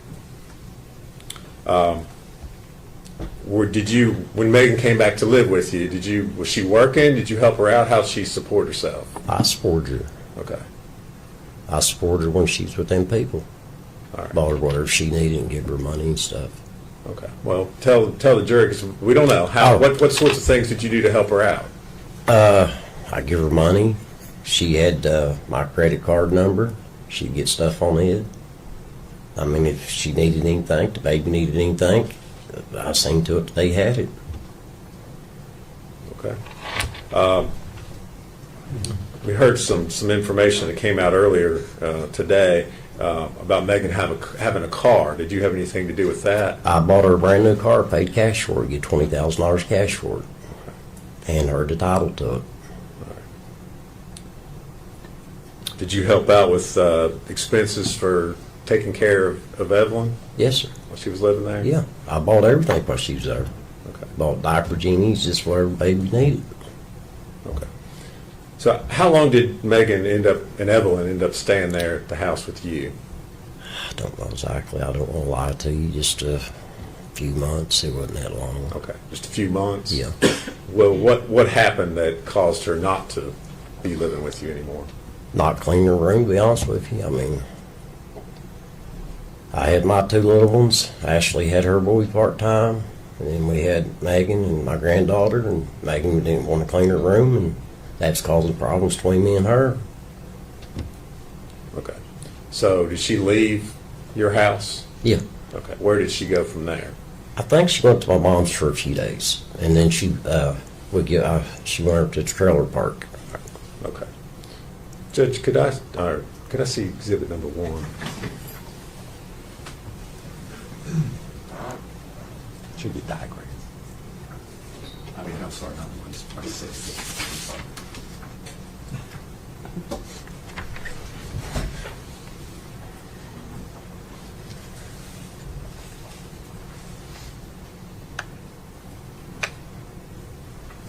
Mr. Boswell, I'm going to show you what's been admitted as exhibit number 6. Do you see that on the screen in front of you? Yes. All right. Does that look like an accurate diagram of your property where you live out there on Muddy Creek? You recognize that? Yeah, yes, sir. Okay. And if you're looking at the diagram up there at the top, it says Tommy Boswell trailer. Yeah. Is that where you were living? Is that where you live? That's a house. It's not Okay. a trailer. Okay. And then down below that, what's labeled as residence, is that the trailer where your mom was Yeah, living? that's where my mom lives. Okay. So she left your place up at the top there, Tommy Boswell, and then she moved just down, same piece of property, but there to where it shows as a residence. Until her and Ashley got the trailer cleaned up and ready for her to move into it. Okay. All right. Thank you.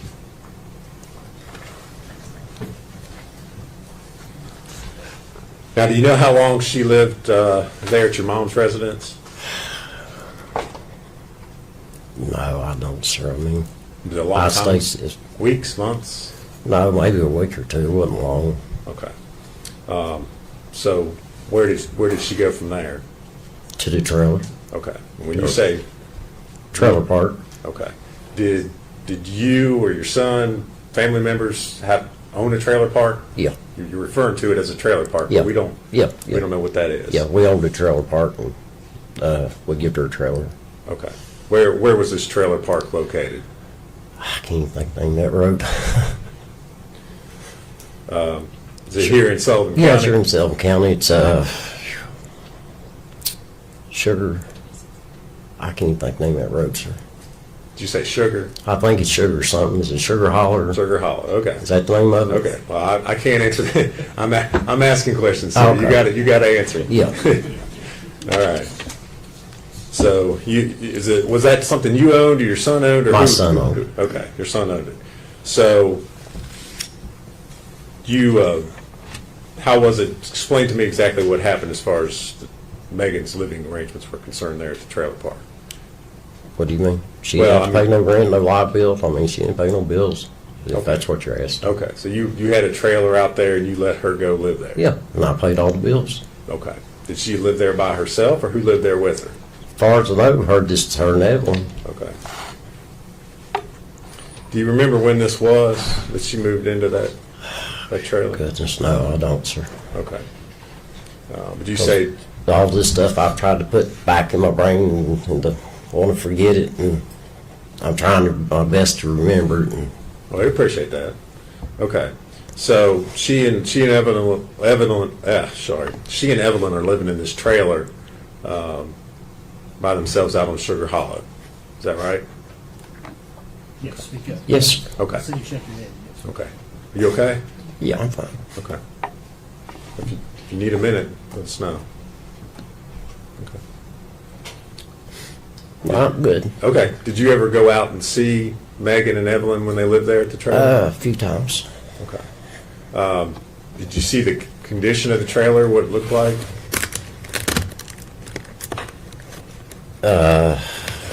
Most of the time I'd stay outside. She'd come outside to be pretty because I'd look around, pick up garbage and stuff. Okay. So But a couple times I went in, but not that much. Okay.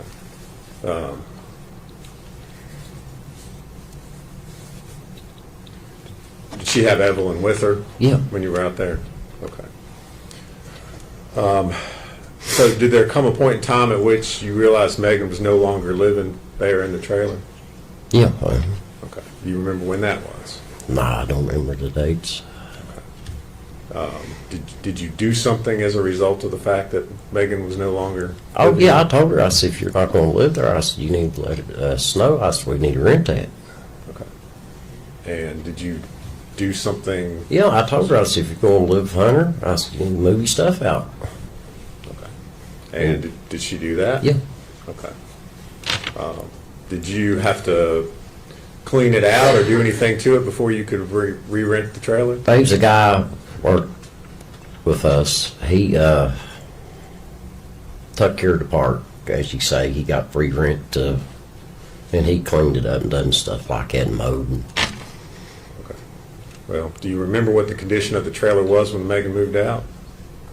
It was pretty dirty. Okay. Did he have to do anything, or did you have to pay to have anything done to the trailer to be able to re-rent it? Oh, yeah. And what was that?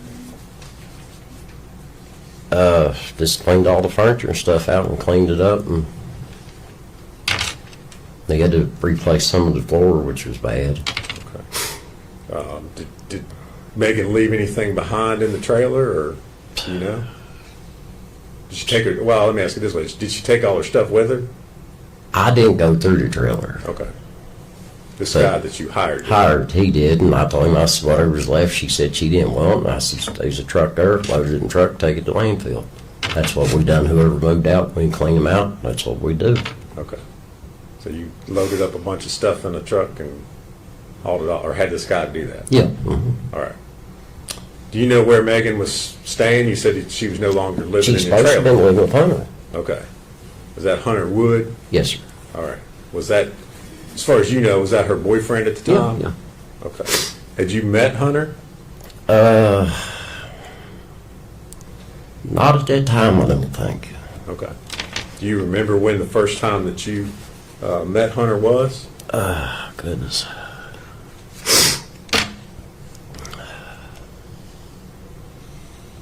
It was either when she come up Earth Angel to get my two little ones, or when we went to Gatlinburg for Christmas, or Pigeon Fords. Okay.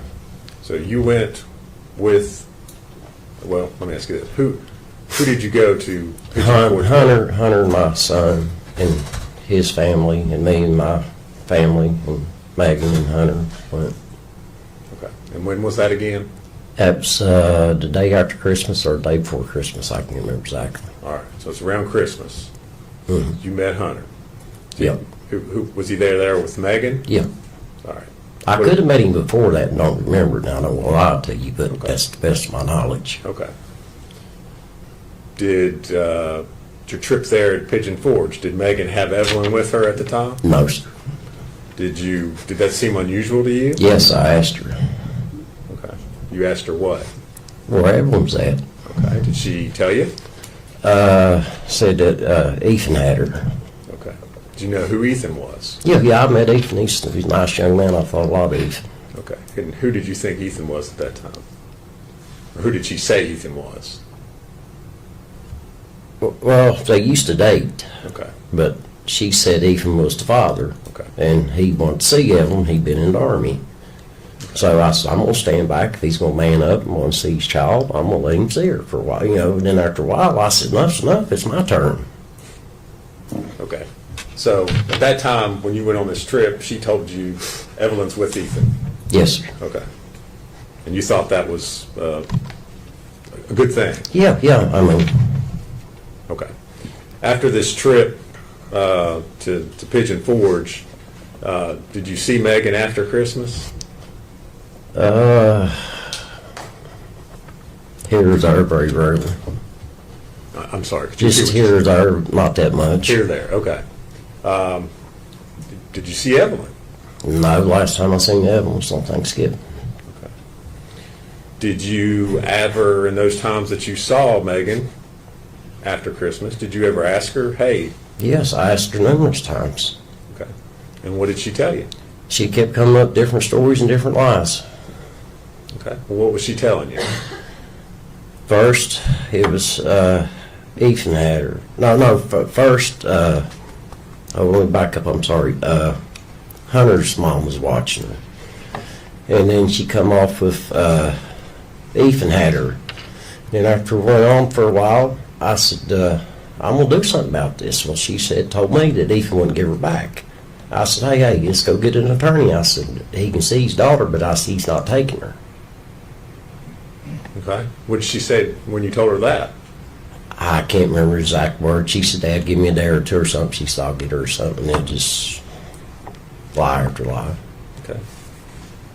Any point in time did you ever see Evelyn? No. Last time I seen her was on Thanksgiving, sir. Okay. So, at some point, did you make an ultimatum to Megan about seeing your granddaughter? Yeah, I told her and I told her mom. Okay. What did you tell her? It was on a weekend. Oh, excuse me. I said, come Monday morning, which I told this to her mom. I said, come high hell water. I said, I'm going to get on the phone. I said, I'm going to find my granddaughter. I said, I don't care what I got to do. I said, I want to know what's going on. I said, enough's enough. And that's when I got on the phone and made the phone call. All right. That Monday morning. All right. And did you talk with, who did you talk with? I don't know. I can't remember all their names. Okay. Was it somebody at DCS? Yes, sir. Department of Children's Services? Mm-hmm. Okay. And what did you tell them? I just told them I told you I hadn't seen my granddaughter and I was worried about her. Okay. Did you tell them how long it had been since you'd seen Yeah. your granddaughter? Okay. And then I think they got me in touch with that Miss Constance, said her name. Okay. Well, I can't answer questions from you, Mr. Oh, I'm Boswell. sorry, So but I if you can't remember that's everybody's fine. If you name. don't, that's fine as But, well. I think that's her name, Miss Constance, if Okay. I'm saying it right. And Constance, does she work at DCS? Yes, sir. Okay. And you talked to her about, again, Yeah. the fact that you had not seen Evelyn? Mm-hmm. Okay. What happened after you made this report to the Department of Children's Services?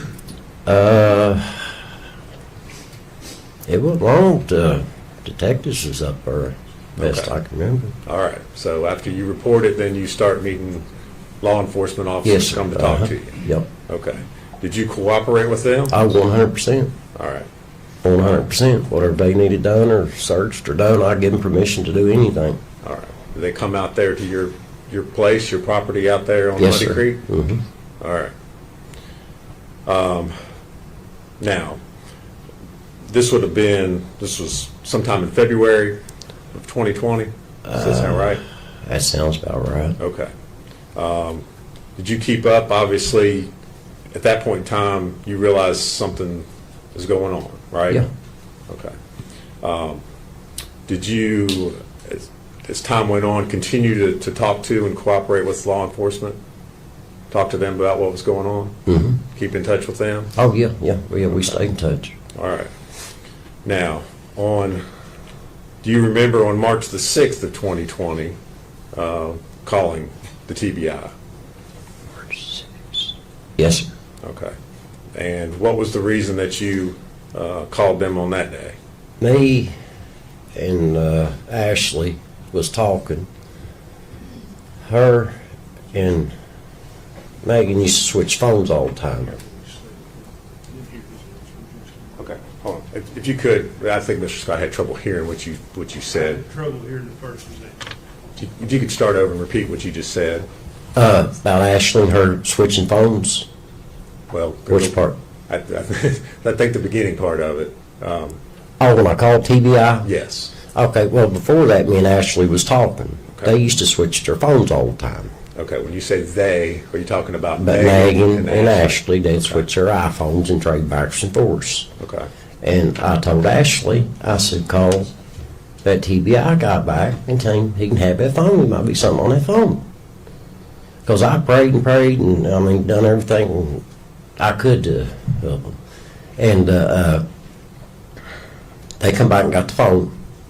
Okay. When they got the phone, they got to the gate and I asked Ashley, I said, what about that stuff Megan put in down there in Dad's building? She said, I don't know. I said, well, call them back and tell them to go down there and look in it. Okay. All right. And did you all call them back? Yeah, Ashley did. Okay. And as a result of calling them back, did law enforcement then return to your property? Yes, sir. Okay. And what did you do once they arrived there at your property? I told them about the building because I come in one day and I remember seeing her car backed up to the building and the door raised. Okay. I'm sorry, could I see Exhibit 6 again?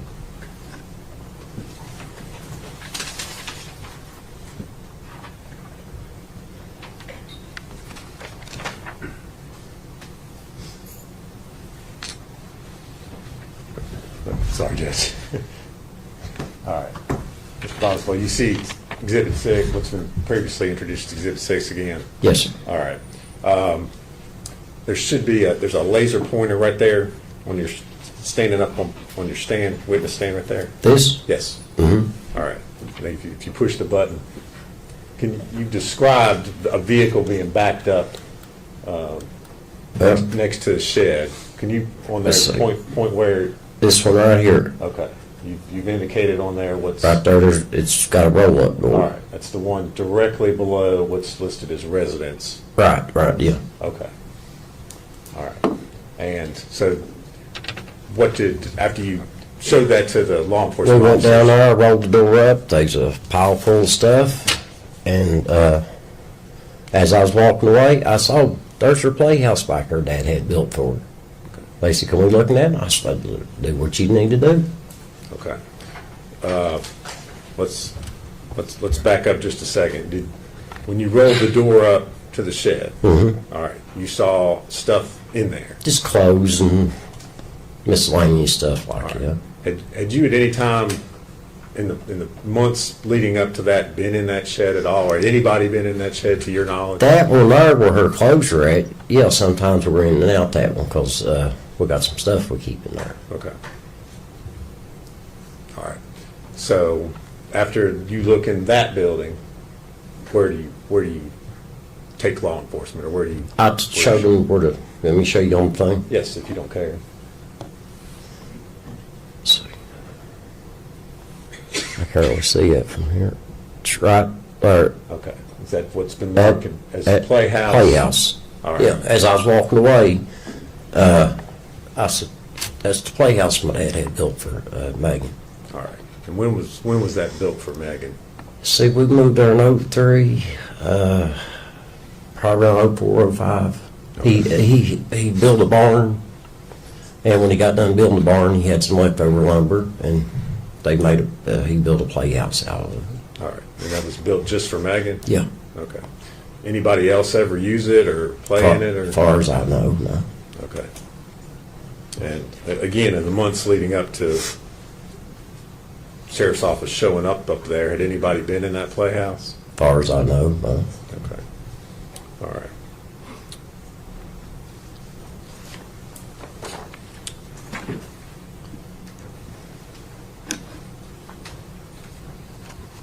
Your property, Mr. Boswell, in order to get onto the property, is there any gates or?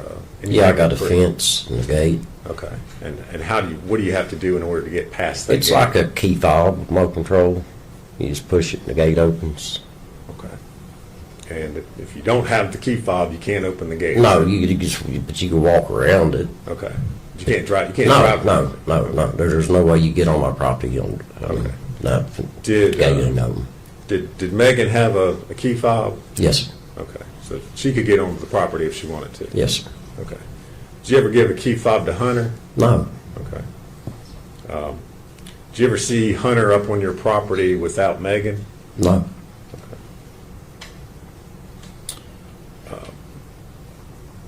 Mr. Boswell, do you remember giving permission? I know you said you cooperated with law enforcement. Yes, sir. You remember giving permission to the sheriff's office to film the entrance to your property with a drone to show the location of that gate and where the shed and playhouse were? Yes, sir. Yeah, I remember. Okay.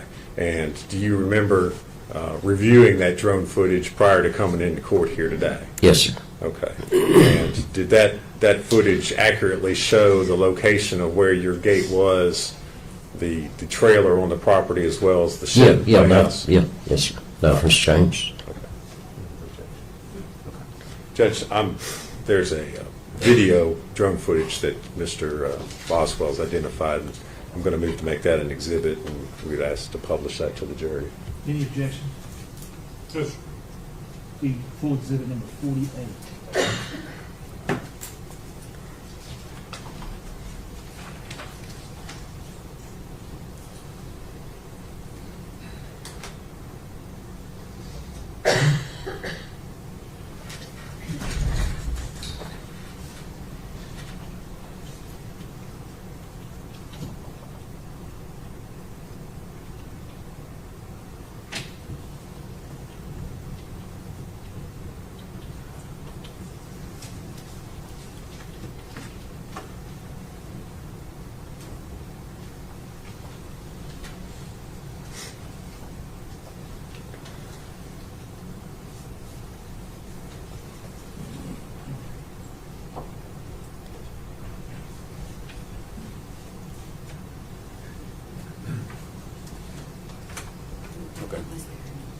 It just went away.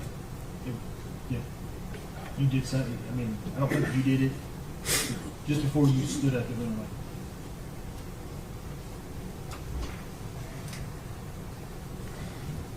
away. Hold on. I'll be back. Yeah, I can see it.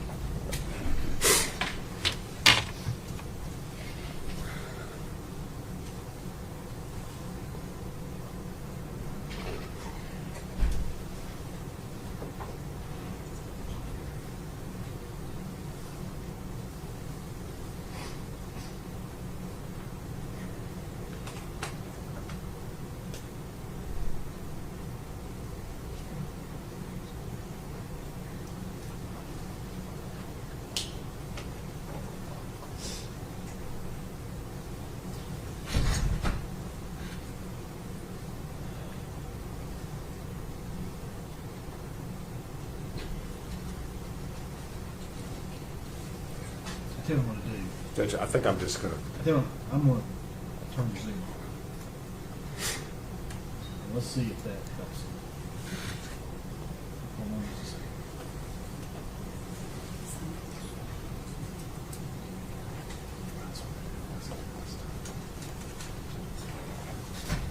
All right.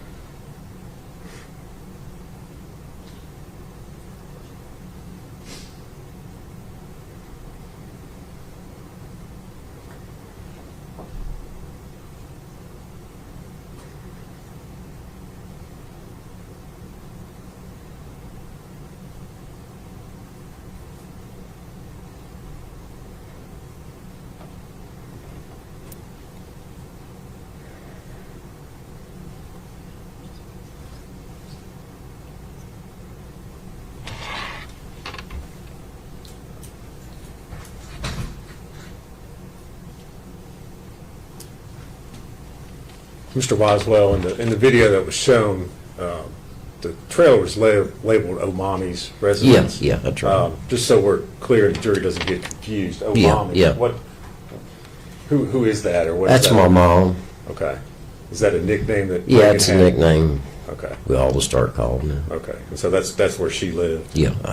Okay. Mr. Boswell, at any point in time, did you ever see, or did Megan ever come up to your property with Hunter and have Evelyn with her? No. Not that I can remember of, no. Okay. Because the last time I seen Evelyn was on Thanksgiving.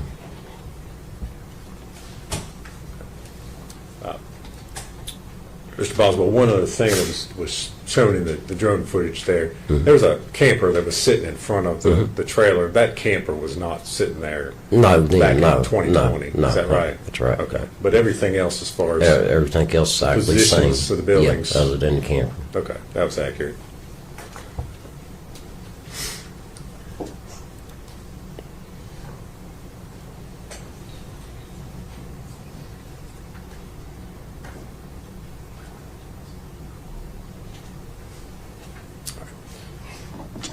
Thank you, Mr. Boswell. If you would answer Okay, your you're welcome. questions, Mr. Scott has one. Can I get some water, please?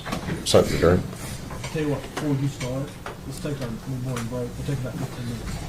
Okay, thank you. One stand, please. Okay.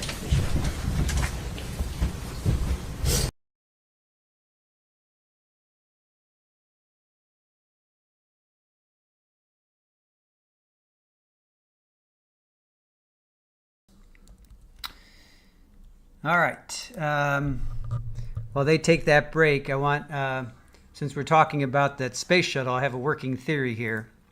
So the judge went to the University of Tennessee, and they are the Volunteers, as some of you may or may not know, and their school colors are orange, right?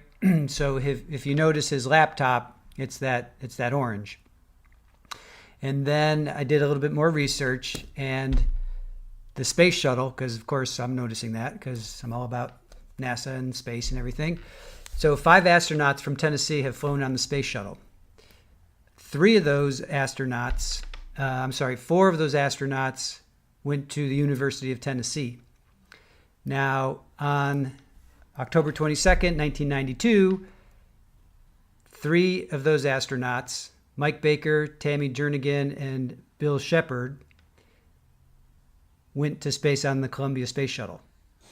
And if you remember, Columbia did not come back. It broke up over Texas.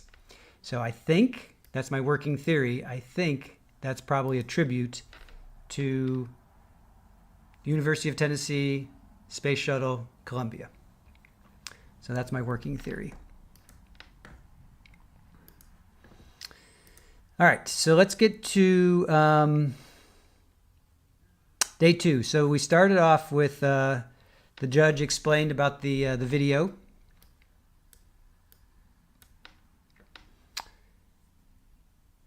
We're still behind. You watched it. Okay, I'm just going to get to this. So the judge talked about this video from the 25th, and the jury's only going to hear a partial interview. So then we heard the interview. Actually, it was the cross of Special Agent Fraley. So it's the interview of Monica. They talk about the child being deleted, and then they show the video. And I'm just going to run through my notes here. So Megan's like, I think she's over at my dad's house. That's my theory, meaning this is all Megan. Okay, this is Megan talking. I think she's over at my dad's house. My theory, it's the logical place he would take her. There's a bunch of places he would take her. She's somewhere close. And then Agent Fraley asks, how was she dressed? Megan says, he picked her up on the bed. I held her for hours. Now just think about that. I held her for hours. She describes the onesie and the fleece blanket. Then Agent Fraley says, he took her from you. He took the red car. It was close to dark. Don't know what day it was for sure. How long was he gone? She says maybe like 45 minutes. Megan says, he said we're close by. She started working at the chicken shack. Now, because I knew this, okay, let me pull up this. All right, so if you look on the bottom right, Hunter Wood is who they are talking about. That's the he in this. And he owned this chicken shack, right?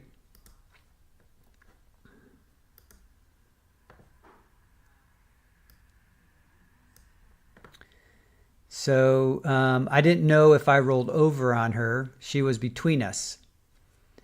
And then Agent Freely says, you woke up and she wasn't breathing. She said her head was in the pillow. He said we would both go to jail if he didn't take care of it. I don't think I rolled over on her. And she's talking about her dad and his house. Has Hunter ever spoke to you about this? She's asked. She says, just that she was somewhere close and not to worry about it.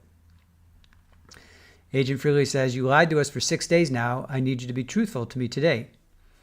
She doesn't need to be laying out there in the cold. Then Megan mentioned something about the boat dock. He took her somewhere close.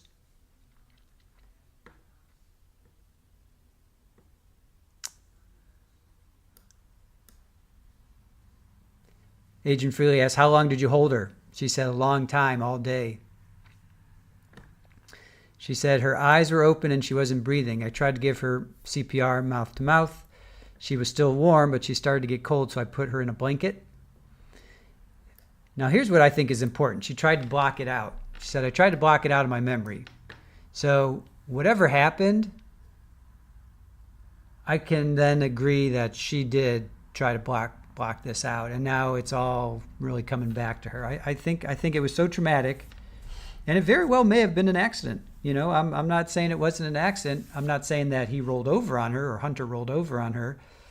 I'm not saying that at all, but it very well could have been an accident, and they didn't want to get in trouble. He didn't want to go back to jail. That's what she said. He didn't want to go back to jail. So, but why they wrapped her up the way they wrapped her up is just beyond me. I just don't understand that. That just doesn't make sense. Yeah, why not call 911? Dreama, I agree. But why wrap her up like that and put her in a trash can? That's just beyond comprehension. They had not been dating long, only a couple of weeks. She had started at the chicken shack and met him there. So apparently he owns this chicken shack. That's why he's got money. Apparently this guy has some money. Hunter. Hunter stayed just the one night. Evelyn slept in between us. But Evelyn slept with me by myself, her whole life, which was all of, 13 months, 12 months. So this one night, Hunter rolls over on her and squishes her. Not sure about that.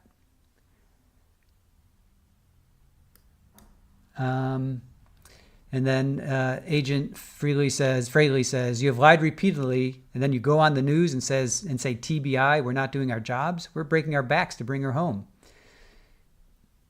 I don't know. So then the video is over, and then Cross continues. So on direct, you told the baby was deleted, but now is missing. And he says, well, she told us earlier in the investigation. Then the he that they're referring to is Hunter Wood. That comes in. Yes, it's Hunter Wood. That's her boyfriend. They were provided several locations, and one of them was Tommy's property, but why didn't you go and search it? It took you from February 25th to March 6th. He's like, well, she had told a lot of lies, so we didn't, we were searching. We didn't know where to go, but she had told us so many lies. All right, and then we did a poll. At this point, do you believe Megan? 97% of you said yes. Wait a minute, did I get that right? Yes, you believe Megan? That must have been the other way around. Did I screwed that up? I have 97% say yes. I think I screwed that up. I can't imagine 97 of you believe her. Anyway, 2% said no. I think that's the other way around. I think I screwed that one up. So then Tommy Boswell Sr., who is Megan's father, gets up, and he's the upper left, Tommy Boswell Sr.'s upper left there. So he had been married to Angela, who you see there as well, upper left. They had been married 17, 18 years. Megan mainly lived with his mom and dad on that same property. He had trouble with Megan, and he says it was Angela's fault because she didn't attend school. So Megan was living with them, and Angela was supposed to make sure she went to school, and of course, I guess she didn't. So then that's when foster care came in. So she was in foster care when she was 17. And she had Evelyn when she was in foster care. And I thought she said she was 18. So aren't you, I mean, you're an adult. Why are you still in foster care? I didn't quite understand that. But they didn't say anything about that. That's just the research I've done. So Evelyn was born when Megan was in foster care. Then they came to live with Tommy after Evelyn was born. So he had a daughter and a son, and his soon-to-be ex, they were engaged at the time. Ashley's her name, and Ashley had a son. So it's daughter, son, Megan, daughter, and then granddaughter. He supported Megan. He gave her money. She had his credit card number. He dropped $20,000 in cash for a new car. Kudos to you, Tommy, for having $20,000 in cash. And he, I don't know if kicked her out or asked her to leave or whatever. The reason for her leaving was that she was not cleaning her room. So then she went to his mom's again at this trailer park, and his son, meaning Tommy's son, owned the trailer park, and they gave Megan a trailer. And then Tommy broke down. He started to cry. You know, he said he did visit a few times. He told her to go live with Hunter and move out, because I'm not sure why. I forget why. Which she did. The condition of the trailer was pretty dirty. I guess they kept trying to say, prosecutor kept saying, the DA kept saying, how clean was what was the condition? What was the condition? So Hunter Wood was her boyfriend. He met Hunter around Christmas. And that's the last time he saw Evelyn was Thanksgiving. And they didn't have Evelyn. So they met at Christmas and they didn't have Evelyn. So he's like, where's Evelyn? And where's Evelyn? And Megan is saying Evelyn is with Ethan. So there's Ethan, who we thought was the biological father, but yesterday or day one, they said no. So we're still trying to figure out who's the biological father. But Ethan was in the Army. He was home for holidays, and he was visiting, I think, his parents or grandparents. And so Megan's saying Evelyn is with him. And Tommy's like, okay, cool, man up. Go spend time with your daughter. No problems. So after several times, after he asked several times, and she just kept telling a lie. The first lie was Evelyn was with Hunter's mom, and then Ethan had Evelyn, and then Evelyn wouldn't give Ethan wouldn't give Evelyn back. So it just kept going on and on. Then he finally talked to this woman named Constance at the Department of Child Services, DCS, and they filed a report. And then he kept talking to law enforcement. He was really responsible with law enforcement. And then March 6th, he called TBI, Tennessee Bureau of Investigations. And then he pointed them to the playhouse. Now, this was interesting. They showed that drone footage. I thought that was really cool. And you know what I want to pull up? I want to pull this up. I don't have the photo of the... Hold on a sec. Is this it? Okay. I want to pull this up, you guys.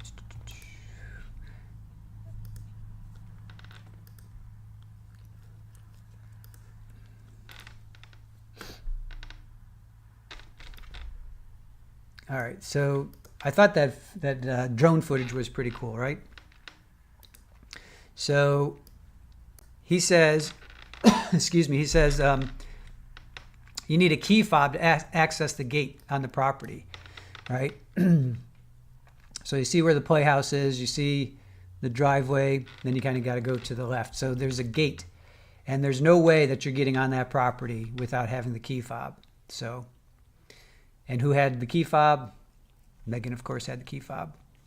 He never gave it to Hunter, never saw Hunter on his property without Megan. So, and then they're now at a break with cross-examination. So, all right, let's get to some questions here. Dreama Landry says she may not know who the daddy is. She may not. Pammy says, I'm hoping we hear who Evelyn's bio daddy actually is. Me too. And you would think DNA, right, Pammy? Hoping they're able to match the DNA. Julie says, I would think they would test for DNA at the time of autopsy. I agree. Hey, Taylor, thank you for joining us. Good to see you in our chat. Kathy Smith, I think they had her in foster care because pregnant at 17, they were also doing it for the baby.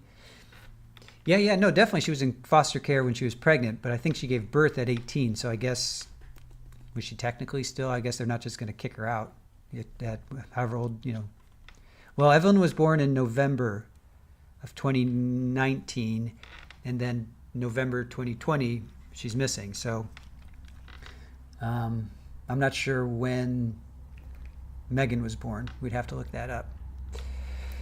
Pammy says the property is much nicer than I had imagined. Yep.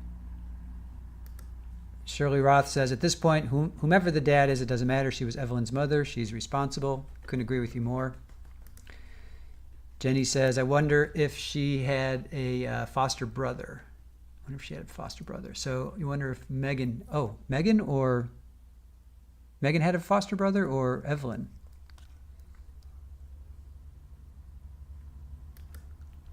OnlyFans says that's literally the most useless information, though, in the trial. Who the biological father is? But we want to know. I want to know, for sure. All right.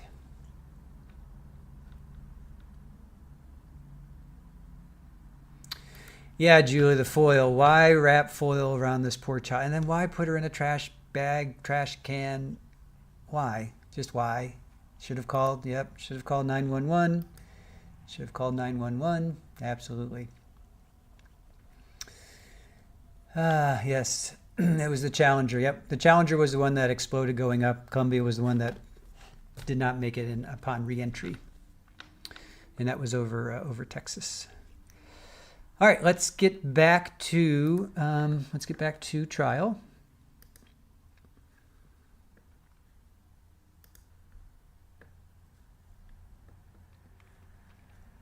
I can actually zoom a little bit here. Let's get back to. Okay, we'll get you back into the courtroom.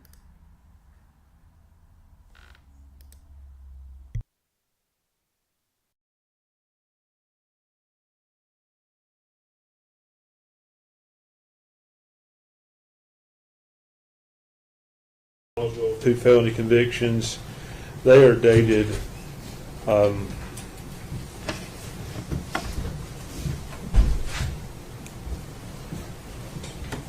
they are dated 9/24/2014. They're entered, I guess, 10/1/14, so that would be the working date the judgments were entered against him. One is for, sorry, I had the wrong judgments. I separated. Let me start over with that. I propose to impeach him with 2 felony convictions, one from aggravated assault, judgment entered 12/11/14, and one for kidnapping, entered 10/1/14.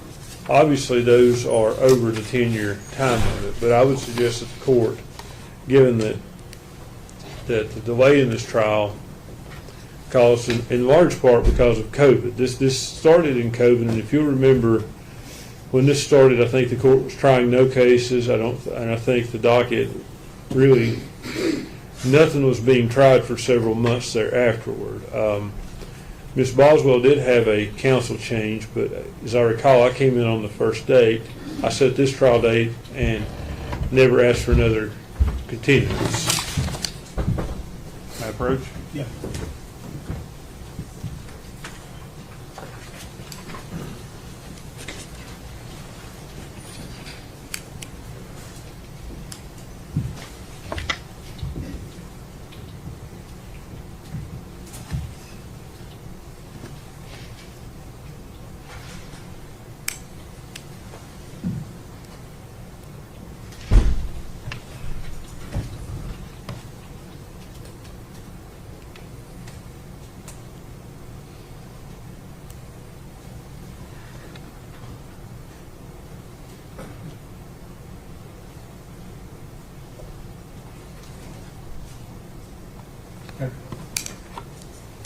Well, Judge, that is outside the 10-year time period.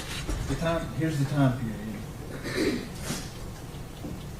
Evidence of the conviction under this rule is not admissible if a period of more than 10 years has elapsed between the date of release from confinement and commencement of the action or prosecution. If the witness was not confined, the 10-year period is measured from the day of conviction rather than release.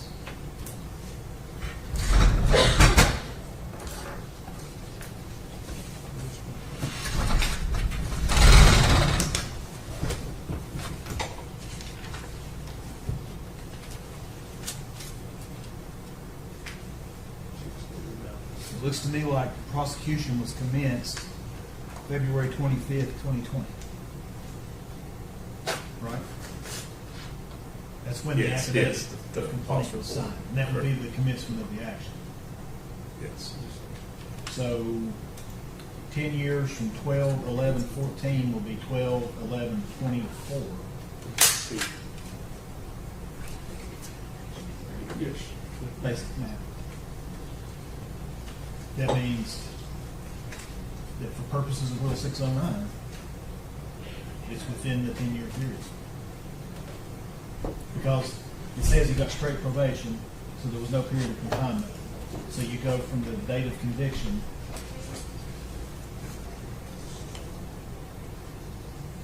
Well, the judge signed it on 12/11/14.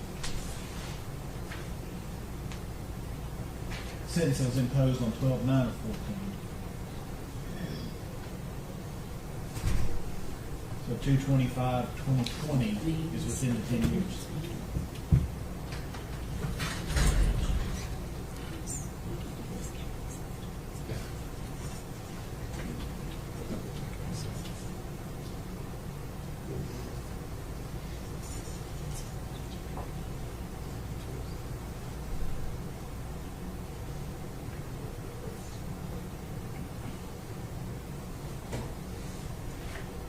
General, you following my logic? I am, yes, Judge. So these are both felony convictions. They appear to fall within 10 years as contemplated by Rule 609B. So you'll be allowed to ask about it. Thank you. Now, I do expect you to follow 609. You ask him, if he says yes, that's the end of it. If he says no, then we can move from there. Yes. Justice Shaw, I'm clear. I can ask about each offense. I can ask if you're convicted of kidnapping on this date and you're convicted of aggravated assault on this date. Yes.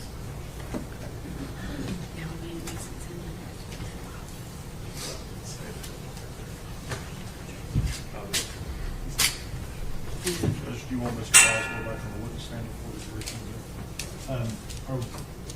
Now, are we ready to proceed? Yes. Yes, sir. Yes. Did we get him a bottle of water? I think so. Didn't we?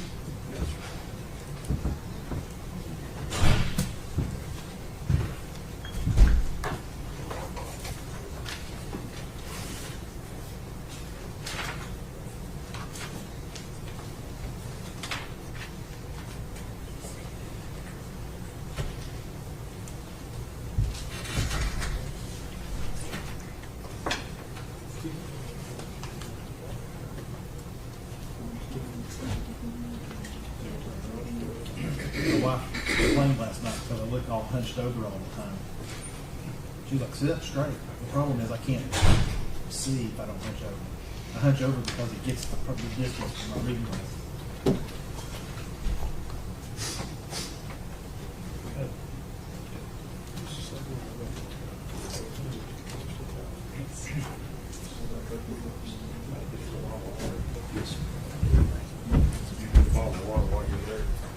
Did you get some more?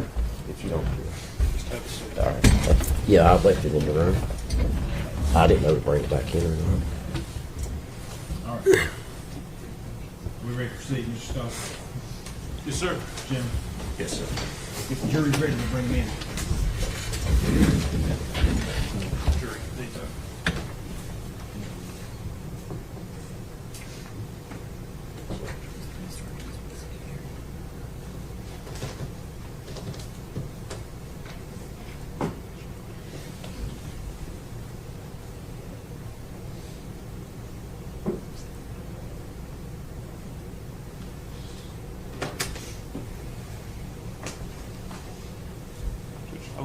close this, if that's okay. That's all. One stand, please. Thank you, sir.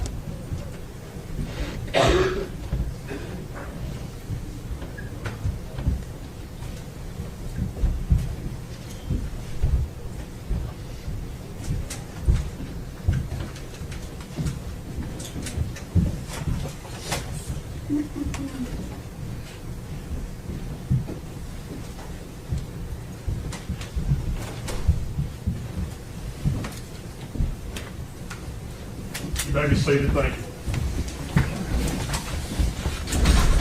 Just in the cross. Good morning, Mr. Boswell. My name's Gene Scott. I represent your daughter. Good morning. How are you today? Same better. Understand. Got just a couple of things I want to ask you, I guess initially. You were convicted in this court of aggravated assault on December the 9th, 2014, felony offense. What's that got to do with this case, sir? Yes or no? You Yes. answer these questions. And likewise, you were convicted of kidnapping on 9/24/2014 in this court of a felony offense. Is that correct? I took a plea bargain on it, yeah. Were you convicted? Yeah, because I took a plea bargain, I didn't take it forward. But since 2012, I've not had a speeding ticket.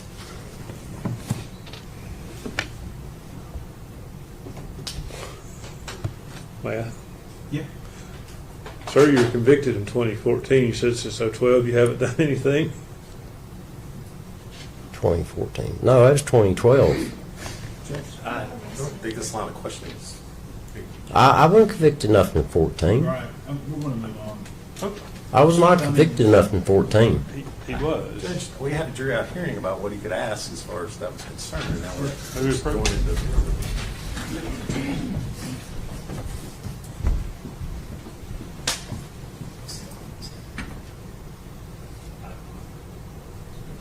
Spice coming right out of the gates here.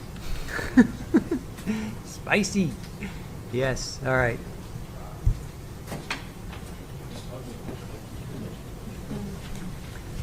All right. Side by. All right. Go ahead, Mr. Scott. You can. Mr. Boswell, I want to ask you just a few questions to follow up on your direct examination testimony. Yes, sir. Initially, I'll start going backwards. We saw that drone video of your property. When was that taken? Do you know? He stated the date. I don't remember dates and times. That was taken after this investigation Yeah. had commenced. Yeah. Correct. After Evelyn's body had been found, obviously. Yeah. And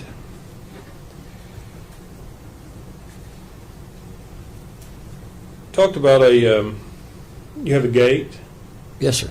clicker, and I think you volunteered in your direct testimony that appeared on the drone video. If someone wanted to walk into that property, they just have to walk around the fence. It's not, you could walk in there Yeah, easily. you can walk in there. It's not secured that someone couldn't walk in there. Right. And you said that Megan had a opener to the gate. Yeah. What kind of openers are those? It's like a little key fob thing, and you stick them on your sun visor just like your garage door opener, sort of. Okay. And that was something she kept in her car? Yeah. So anyone who had her car would potentially have that. Is that reasonable? Yep, somebody had her car. You talked about a day that you saw Megan backed up to that yard barn with her trunk open. Yes, sir. Did you talk to her that day? No, I was in a hurry. My boy, I think, had a seizure or something going on, and I had to get back up the hill to take care of him. But as I drove by, I seen her car backed up to that building with the door that rolled up and the trunk open, but I never seen her. You didn't see her, just the car? Just the car. Okay.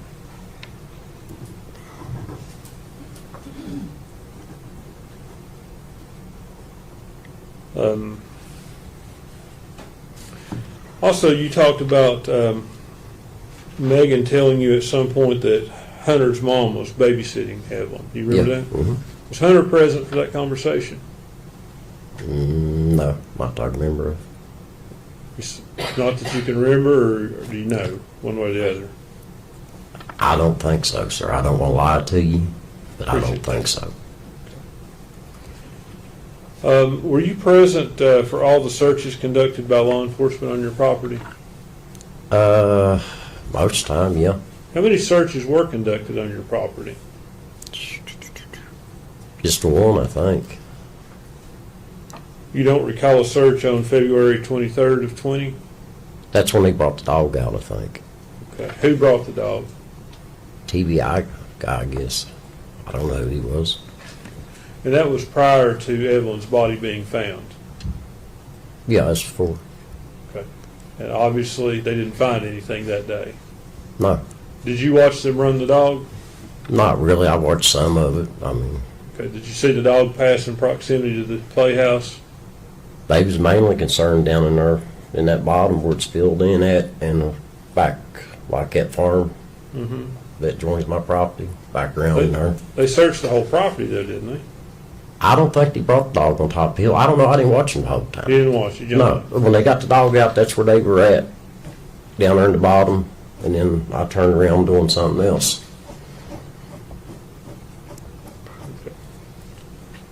You talked on your direct examination about how Megan come to move out of your home. Mhm. There's some kind of discord, I guess, with you, her, Ashley, about the way she kept her room. Yes, sir. Did you kick her out, basically?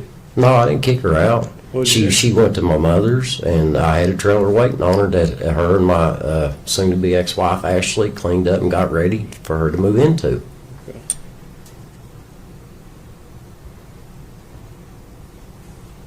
Now, I want to talk to you about the dollhouse. Like, you're the one that suggested at the law enforcement that they should search that. Is that right? How all it got started was about the phone. Me and Ashley's talking about the phone. They come and got the phone, and then me and Ashley kept talking. I said, "What about that stuff Megan put down there in Dad's building?" So she called them back. They come back, went down there, and as I was leaving, I said, "Oh, there's the playhouse Dad had built for her too." But just to be clear, you didn't see Megan put anything in the building. You saw her car. I just seen her car, Not and the Megan. trunk was raised. I didn't see nobody. I Has you, was more concerned about my son. I had to go get his medicine because he had a seizure. okay. Oh, the day you saw the car. Yeah, yeah. I understand. So I was getting it up the hill to take care of him. And had you never thought, when did you start to suspect the child could be on your property? I didn't expect child was on my property. Why did you call them to come down to the yard barn? To see if there's a clue in that stuff she put in the building. Because I worked right hand in hand with the law enforcement that tried to help them every way I could. When's the last time you were in that dollhouse? I couldn't tell you, sir. It's been years. It's been years since you've been in. Yeah, I couldn't tell you when's the last time I've been in that dollhouse. Half them buildings down there I don't go in. How big is your property? 11 acres, 10.9 acres to be exact. How close is that dollhouse to your house? It's about 600 feet away, 700. It's close to your mother's house. Yeah, You go see your mother often? yeah. But when I go to my mom's, she could go into the back because she can't get down her steps, so I cut her spot out around the back so she go in the back, not to climb the steps, so we go in and out the back. But you were down there at your mom's during that time frame, weren't you? Not that much sometimes. I could have 1 second, Judge.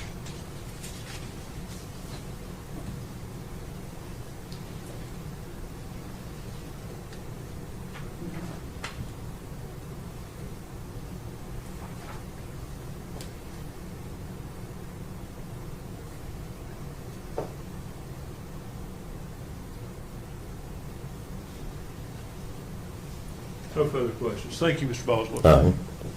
You agree? No, Your Honor. Is he free to go, or does he need to remain under? I would say under subpoena, Judge, we would ask that he not watch the trial or talk about it. We instructed them as far as Mr. that's Boswell, you're finished with your testimony for now. Okay, You're sir. being subject to recall. Okay. So you're not to discuss your testimony with any other witness or allow any witness to discuss their testimony with you. And you're specifically ordered not to watch the live cast of Okay. Oh, I never watched TV anyway. Thank you, sir. Sorry, next. State would call Austin Feller.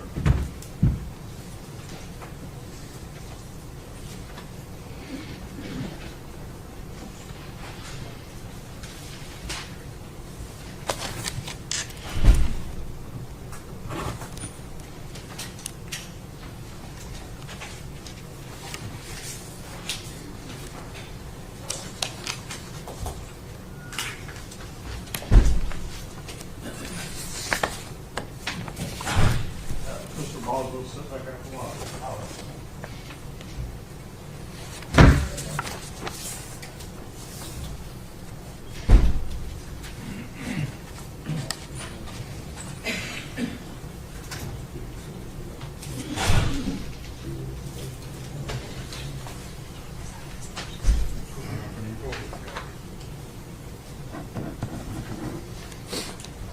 Stand up for round, put the stand on the left, speak into the microphone, main standards of the judge from swearing.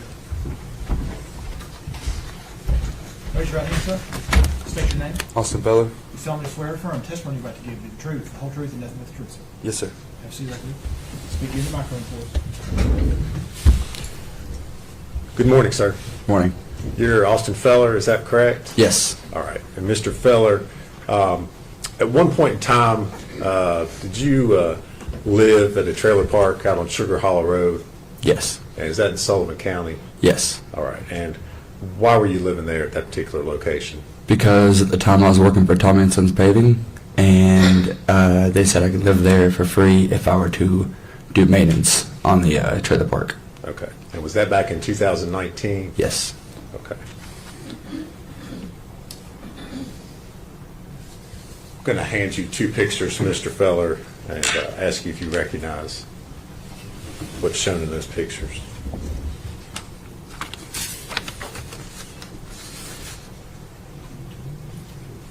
Yeah, I recognize them. Okay. And what are they? What is it? The pictures of the trailer that she lived in? Okay. And when you say she, you're referring to Megan Boswell? Yes, sir. All right. And were you living out there at those trailers in Sugar Hollow when Miss Boswell moved in? I never met her in person. Okay. I think the time I moved out there, she was already out and kind of unknown whereabouts. Okay. Do you recognize those photos as being the trailer that she lived in? Yes. All right. And are they true and accurate depictions of the outside of the trailer? Yes, sir. All right. Judge, we would move to make those, I believe it's two photos, be 49 and 50. Any objection? No, sir. You feel good at 49 and 50.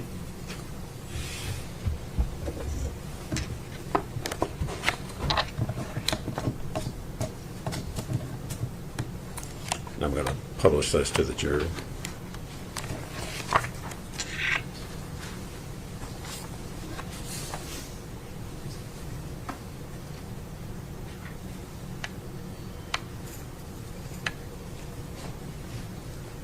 Mr. Feller, is that, I'm showing what's been introduced as Exhibit 49. Does that show the outside of the trailer looking at it from the front? Yes. Okay. And then I'm going to show you Exhibit 50. What does that show? The front of the trailer? Okay. Just a little closer view. Yeah. All right.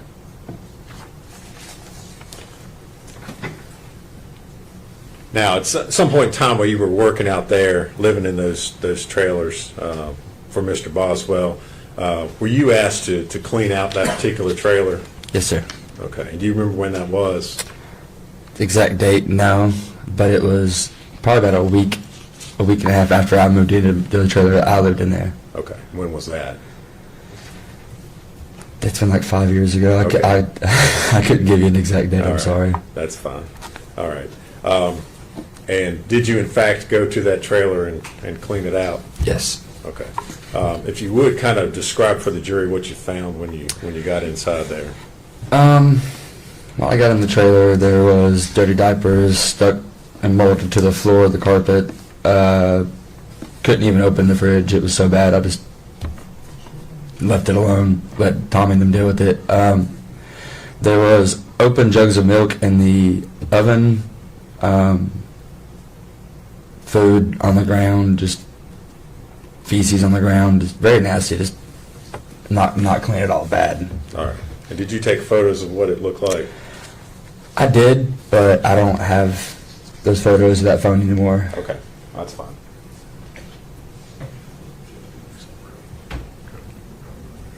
Okay. All right. Good approach.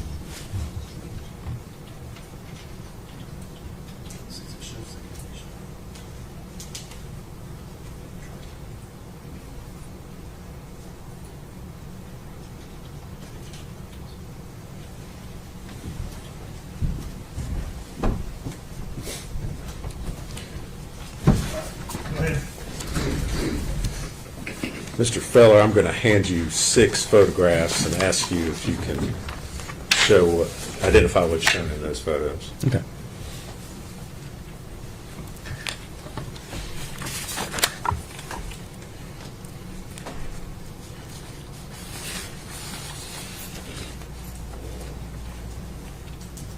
Yeah, that's it. Okay. Those are the photos you took that show the inside conditions of the trailer? Yeah. All right. Do they accurately depict the condition of the inside the trailer when you found it? They do. All right. Judge, I'd move to make those the next 6 exhibits. The, 51 through 56. 51 through 56.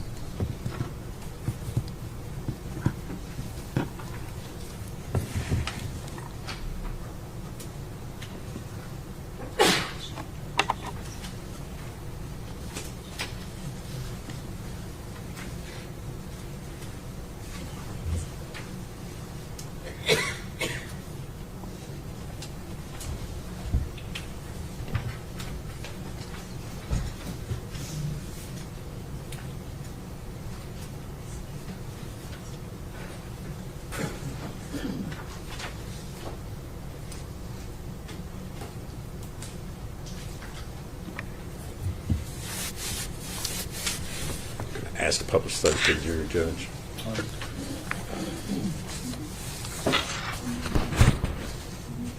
Mr. Feller, I'm going to start with Exhibit 51.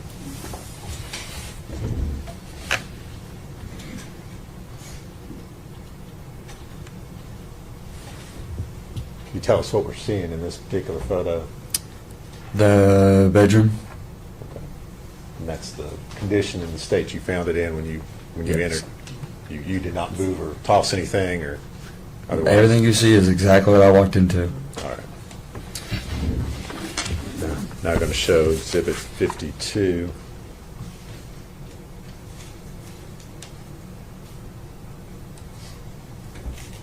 What are we looking at there? The hallway into, I believe, the daughter's bedroom. All right. And again, you did not. Objection. When approached.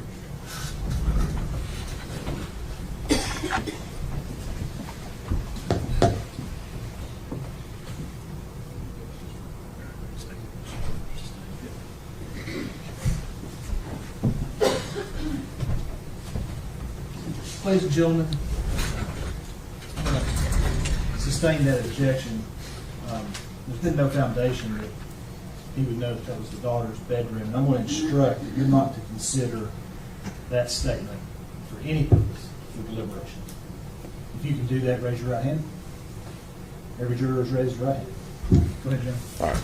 So, Mr. Feller, this is the picture. You're not sure, you don't have any knowledge as far as who was staying in what particular rooms, but that's another angle and picture you've taken from inside the trailer. Yes, sir. Is that correct?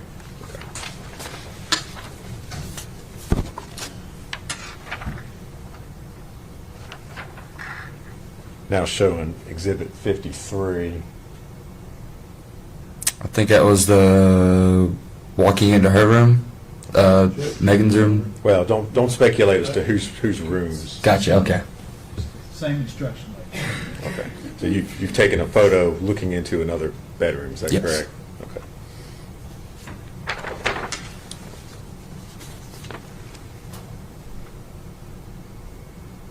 Now it's showing Exhibit 54. What's shown in that photo? The living room. All right. And again, you did not place or move or disturb anything. That's exactly as you saw it. Exactly what I saw when I walked into.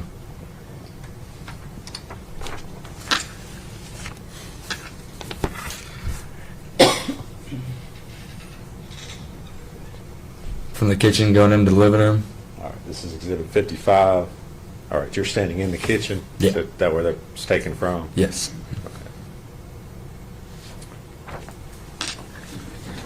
And Exhibit 56. Kitchen.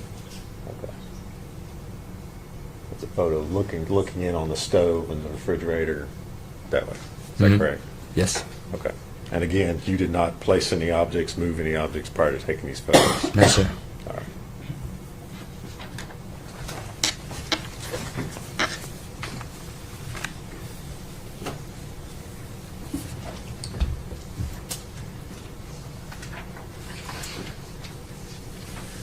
After you removed all these items from, or what did you do with the stuff after you took these photos? I was instructed to take it to the back of the driveway where Tommy and Sons had a big dump truck, and they just used equipment and put most of it in there. Okay. Did you remove all that, lack of a better term, trash and stuff that we saw? Everything, trash, carpet. I mean, completely remodeled the whole entire thing. Okay. What was the condition? I mean, was it like inside after you got all that stuff out of there? After everything out, I mean, I had to rip up subflooring and put down new subflooring and linoleum, and I mean, it was bad. Okay. Was there any sort of odor or anything in the trailer? I had to use respirators to enter the house.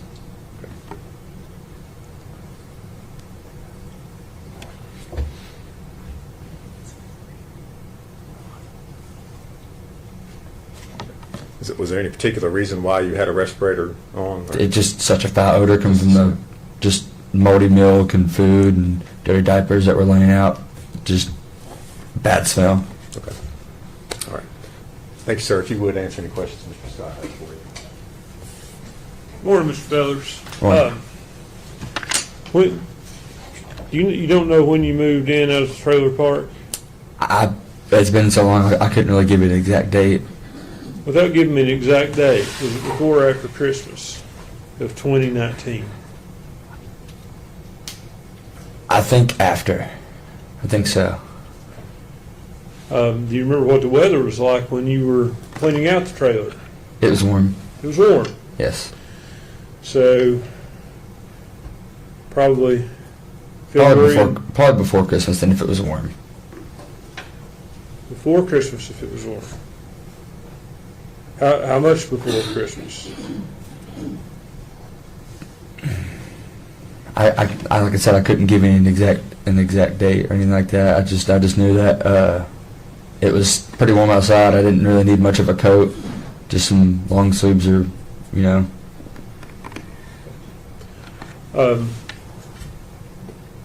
You never met Megan? No, sir.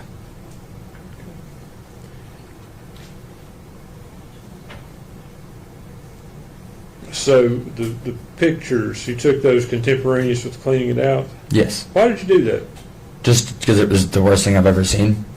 I've never cleaned out a place like that, looked like that. Just wanted to show people what it looked like? Well, to show Tommy and them, because they didn't step inside or go inside. They just wanted it cleaned. So, gave those pictures to them. All right. Thank you so much. Yes, sir. Are you good? Nothing further, Judge. Does he need to remain on the stand? I don't think, Judge, I think he can be released. Mr. Feller, thank you for your testimony today. You're released from your subpoena. There you go. Thank you.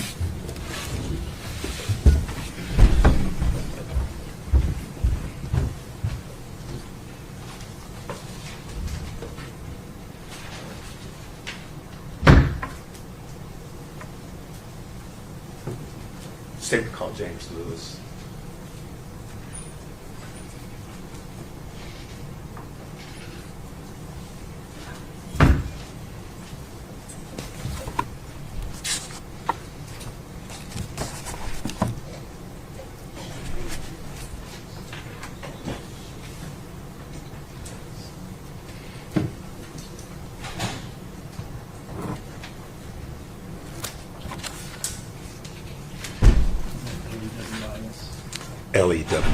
Lewis, yes.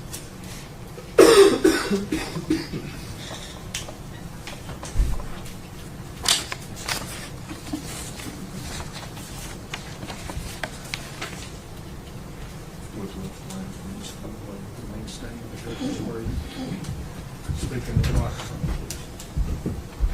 Raise your right hand, sir. State your name. James Lewis. You solemnly swear to affirm testimony you're about to give you the truth, the whole truth, and the truth, sir. Yes.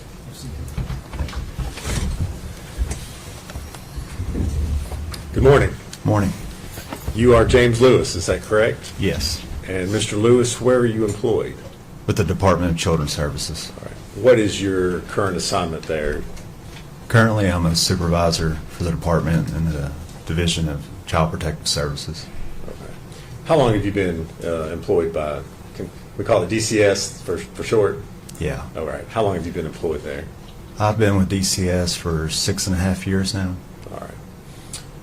Back in February, specifically February 18th of 2020, what was your assignment with the department at that time?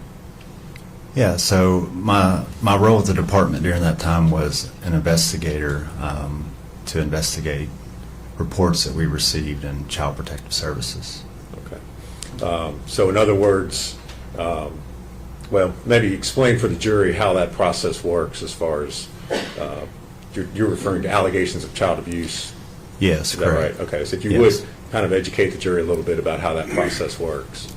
So the department receives referrals of reports of abuse or neglect. We receive a report from our Nashville office that receives the intake, then it gets sent over to the worker.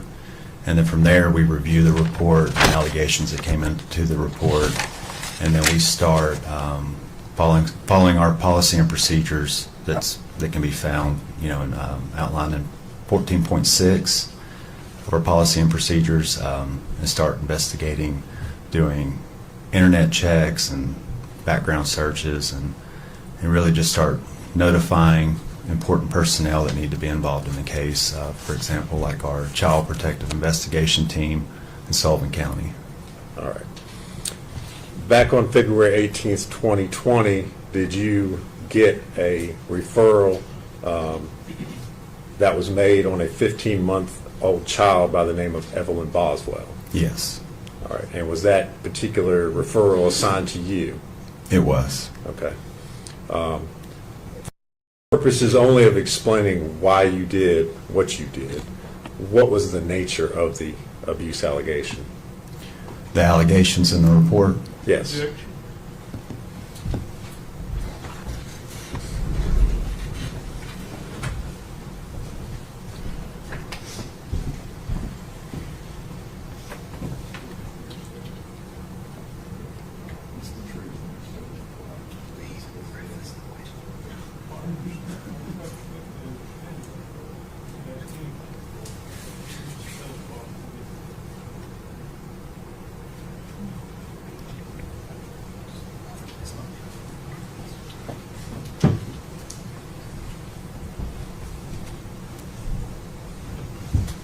All right. If you would, Go ahead. go ahead. Okay. The allegations that came into the report that day state a lack of supervision and physical abuse. All right. In regards to Evelyn Boswell. is that Evelyn correct? Boswell, yes. Okay. So after you get the referral, what's the first step you take after that? Typically, the first step when we receive these reports is we would reach out to the person that made the report, and then we would see if there was any additional information that needed to be added or to clarify the report in general. And then from there, my next step was to reach out to any collateral contacts and notify our Child Protective Investigation Team partners. Okay. You used a term or a phrase, collateral contacts. For those of us who don't know, what are you talking about? Yeah, so a collateral contact would be someone that lives outside the home, anybody that would have information to the report. That's what we refer to whenever I say collateral contact. Okay. You've identified, and we've talked about the fact that this referral involved Evelyn Boswell. Were you able to identify who the parents of the child were? I was able to understand that, come to learn that the parents of Evelyn Boswell was, only to my knowledge at that point in time, it was Megan Boswell, the mother, Okay. was the parent. All right. And did you attempt to locate where Megan Boswell was at that time? Yes. Okay. As part of your file there at DCS, do you all obtain birth certificates or other documents that would, I guess, identify who the parents of the child were? Yes, And did you, in this case, obtain a copy of Evelyn's birth certificate I did. as part of your case file? Yes.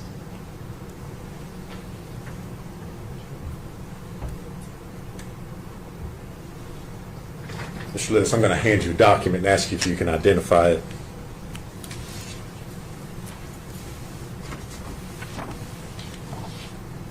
What is it, sir? So this is the certificate of live birth for Evelyn May Boswell, child. Okay. And is that the birth certificate that you obtained of Evelyn for this Yes. particular case? It is. All right. Judge, we would move to make that exhibit. I believe it's 57. No objection. 57.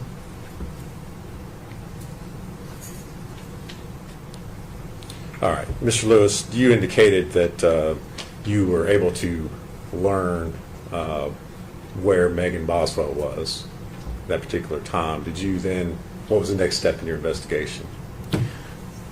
Once I received information from Detective Tracy Jerez, who I was working the case with, that she had sent patrol officers out to the home that Megan Boswell was living at to see if Megan was there, and that she had received information that Megan had just arrived at the home.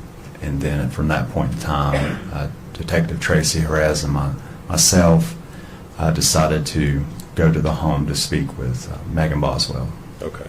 And where was this home? The address is 217 Sandy Point Drive, or Sandy Point Street, Blountville, Tennessee. Okay. And just generally, where is that located?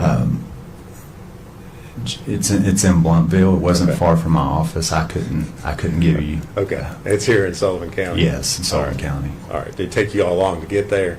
No, it did not take us that long. Okay. What did you find when you arrived there at that address? So when we pulled into the address, we saw the patrol officers with Megan Boswell in the garage of the home. All right. What kind of, just generally describe what kind of home this is for the jury. The home is it's a two-story house. It had a basement, larger, more of a typical subdivision type home. From the outside, the appearance, it was very well kept. It was a typical home that you would find in maybe one of your more newer built subdivisions, is the way I would describe it. All right. So you arrive, Miss Boswell is there at the residence, is that correct? Yes. Anybody else there present with her? Outside of myself, Detective Tracy Jerez, and the patrol officers, no. Okay. Was Evelyn there with her? No. Okay. What did you do next as far as your investigation was concerned? My next steps was to notify Megan Boswell of the report that the Department of Children's Services received, the allegations in the report, and to conduct some inquiry as to where Evelyn was, and to ask questions concerning Evelyn, to check on her well-being and her safety. So I initiated the conversation to learn where Evelyn was and to see if we could observe Evelyn to ensure that she was safe and that she was okay. Okay. Specifically, did you ask Miss Boswell where Evelyn was at that particular time? I did. Okay, and what was her response? Megan informed myself and Detective Tracy Rez that Evelyn was with Ethan Perry. Okay. Did you know who Ethan Perry was at that time? At that time, it come to my knowledge that he was the alleged father of Evelyn Boswell. Did Miss Boswell tell you that? Yes. She did tell me that Evelyn was with her dad. Okay. Did Megan give you any sort of contact information for how you could get in touch with Ethan? She did not. Okay.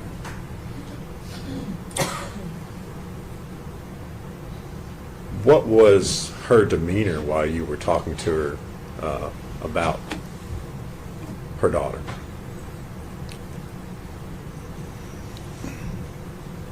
The way I would describe Megan's demeanor, it wasn't much affect. When I say that, I would say there wasn't much emotion as concern. I didn't notice any concern when speaking with Megan.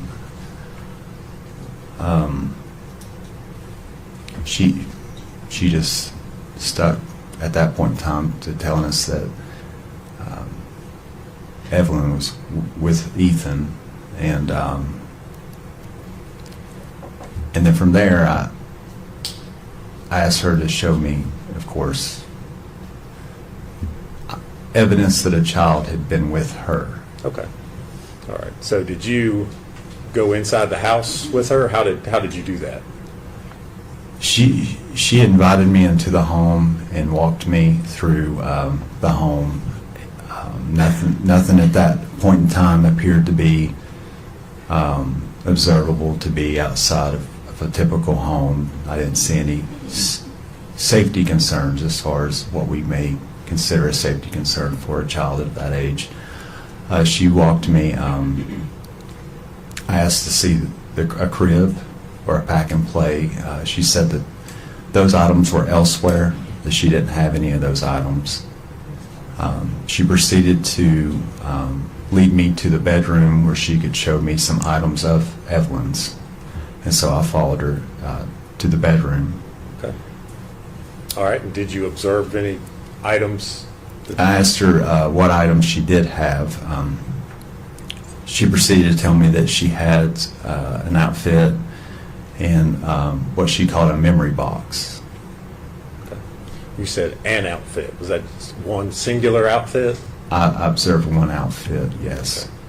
Do you see any other baby items, diapers? No. Anything like that? After she showed me the memory box and opened it to observe some of the items in it, and the outfit that was still on the hanger,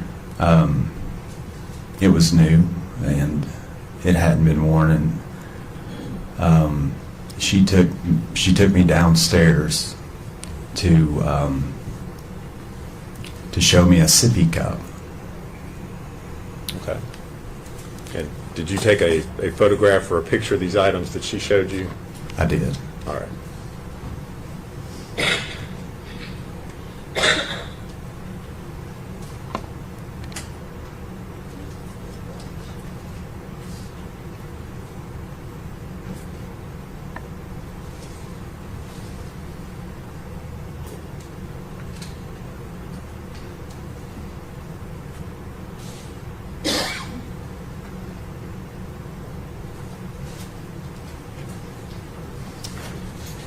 Mr. Lewis, I'm going to hand you 4 photographs and ask you if you can identify what's shown in those photos.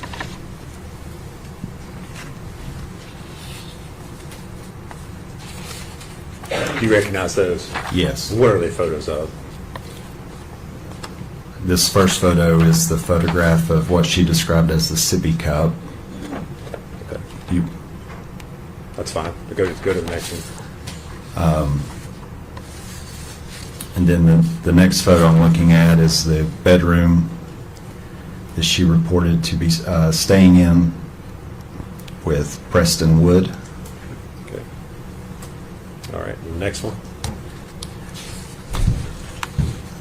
The next photo is the photo of the what she described as the memory box. Okay. Is there one more? And the next photo is the outfit that she showed to me All right. on the hanger. And do you recognize those as being the photos that you took that day while you were in the residence? Yes. And are they true and accurate photos of what you saw? Yes. Judge, we move to make those exhibits 58 through 61. No objection. We did 4 exhibits, 58 through 61.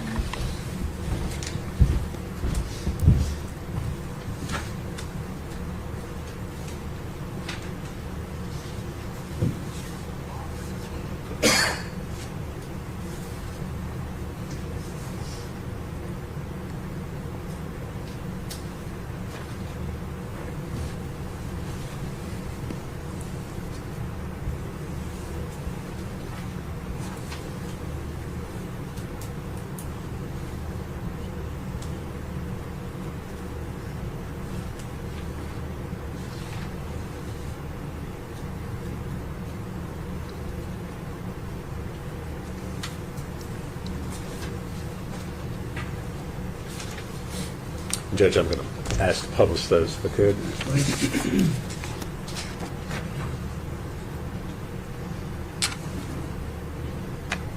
Mr. Lewis, we're showing what's Exhibit 58. What is that photo of? This is a photo of the cup that Megan Boswell informed me that Evelyn Boswell would drink from. Is that the only kind of dish or spoon or item of silverware that she showed you? Yes. That belonged to Evelyn?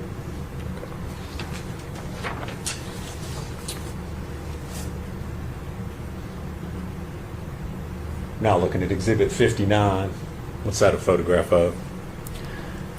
That's a photograph of Megan Boswell standing in the room where she reported to be living with Preston Wood. Okay. Did you observe any items, any baby items, toys, clothing, anything else in that room? No.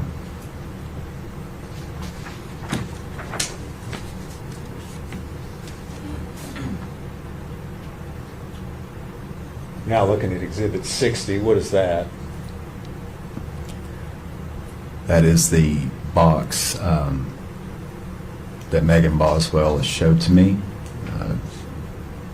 that she described as the memory box with items of a rattler, handprint, and footprints of Evelyn.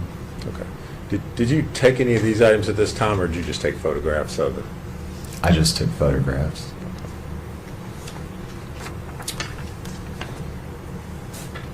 And now showing you Exhibit 61. This is a photograph of the outfit that Megan showed me was Evelyn's, but it was still on the hangers and had tags on it. It was new. Okay. You tailed off a little bit there. Did you say it still had tags on it? Yes. Okay. Any other items of children's clothing that she was able to show you? No. Okay.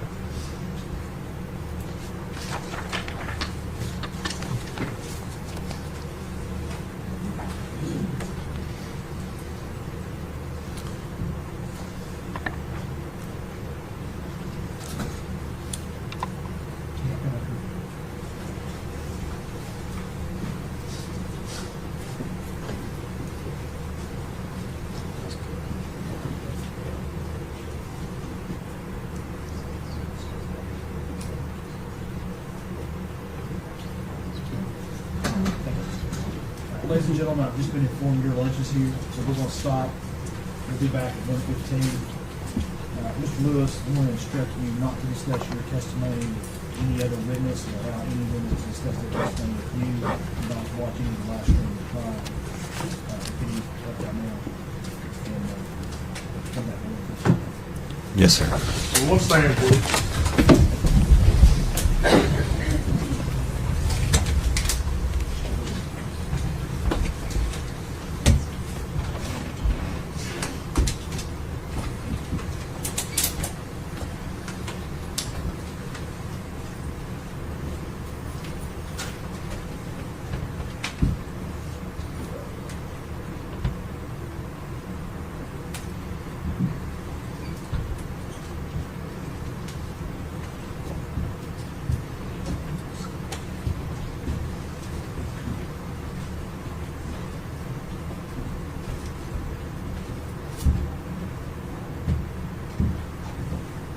You may be seated, thank you. Be recessed at 1:15.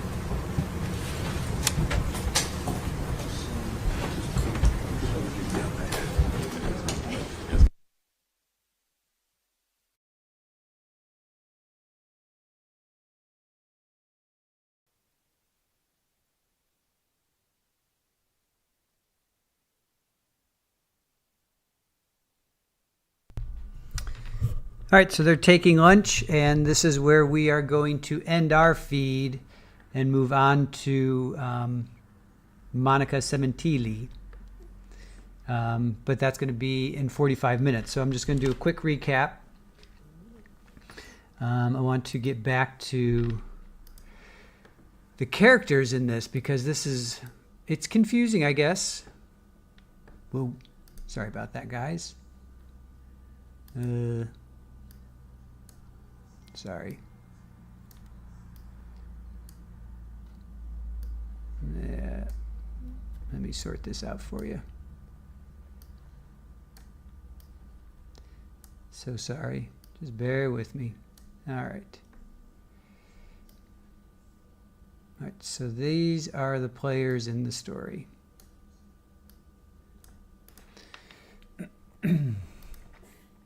All right, thank you. Aaron has put a redirect on for Monica. All right, so these are the players in this sad, sad story that we're watching. So we heard from Tommy, right? We heard from Tommy Boswell, and then who is the father of Megan. And when they came out of the break, we found out that Tommy had been convicted of aggravated assault and kidnapping, although he took a plea on the kidnapping. And when he was asked, were you convicted of aggravated assault? He's like, what does that have to do with this case? Fair point, right? Fair question. Then he talks about the drone footage. He says, I don't remember dates and times. That's going to be my new go-to. Whenever anyone asks me a question, I'm going to be like, I don't remember dates and times. Am I dragging frames? Frames are adequate. 489 dropped. We're in green, so I think we're okay. Certainly not what it has been in the past. So just one search was February 23rd. They brought the dog. He said he watched some of the dog. He was mainly concerned. They were mainly concerned with other parts. He didn't watch the whole time, meaning Tommy didn't watch the whole time. And he says he didn't kick her out. She went to her mother's and the trailer was prepped.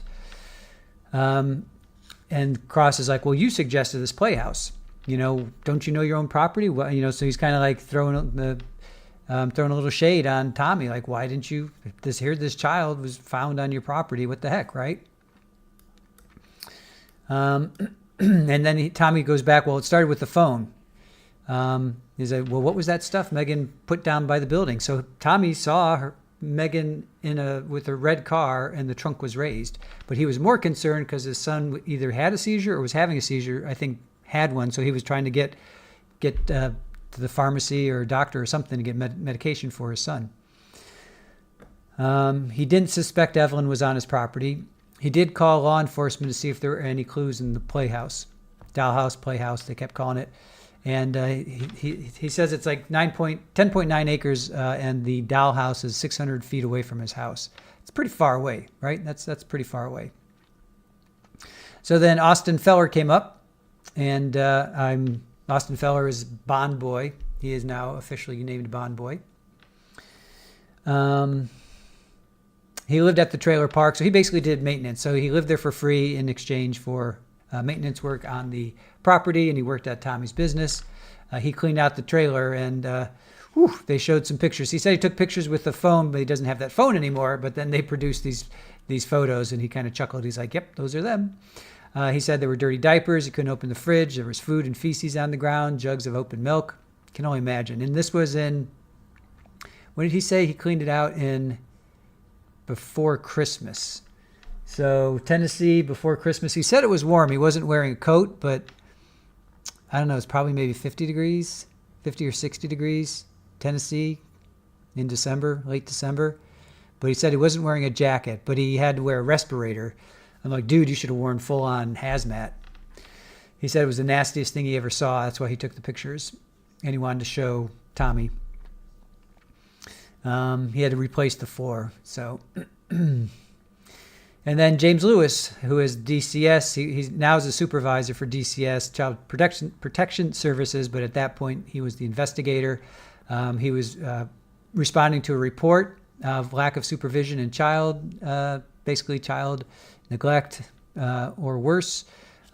He knew the parents were just Megan. That's all. He didn't know who the biological father was. And then law enforcement was sent to his home, sent to a really nice home. And I kept missing this guy's, well, I couldn't, Detective Tracy, we'll just go with that. So February 18th, 2020 is when they went to a home. He kept saying Preston Wood, but she was hooked up with Hunter Wood. So, and Hunter Wood owned a restaurant, a chicken shack, and he had a BMW. He lived in a nice place. So I'm assuming Preston Wood is Hunter Wood. Not 100% sure yet who Preston Wood is, but I'm thinking it's Hunter Wood. He said it's a subdivision type home, very well kept. He met Megan. He proceeded to conduct the inquiry as to where Evelyn was. Asked where Evelyn was, and he was informed that she was with Ethan, who is the alleged father. Still dying to find out who the biological father is. Her demeanor wasn't much effect. He said, not much emotion or concern. And that her story was Evelyn was with Ethan. Evelyn is with Ethan. He then asked, well, show me some evidence that Evelyn has been there. So he was invited into the room. He walked through the house. He said it looked typical, no safety concerns. He asked to see a crib. Or anything else. So they went into the bedroom, and he saw one outfit, which was on a hanger, a memory box. Looked like the outfit hadn't been warm, and there was a sippy cup. So one outfit, a memory box, and a sippy cup. For a 15-month-old at that point, she was born in November, so yeah. So November, December, January, February. She's 15 months old at that point in time. I mean, come on, you guys know what what it's like to have a 15-month-old. There's just literally toys everywhere, right? So Curviel says Hunter might be a middle or nickname. True. Yep. Curviel also says Biodad looks like he was one of those filings before he went off to service. Oh, he was one of those flings, sorry. Oh, yeah, Ethan. Yeah, she was 17, Ethan was 19, so they did get together. Ethan did get together. Oh, Biodad. Well, we thought was Biodad. I got to change that, but that's what we thought was Ethan was the Biodad. Oh, therapist. Good job. Preston is first name, Hunter is middle. Awesome. Thank you. Thank you for that. Pammy says there were diapers on top of her. Yeah, they just treated her literally like a piece of garbage. So sad.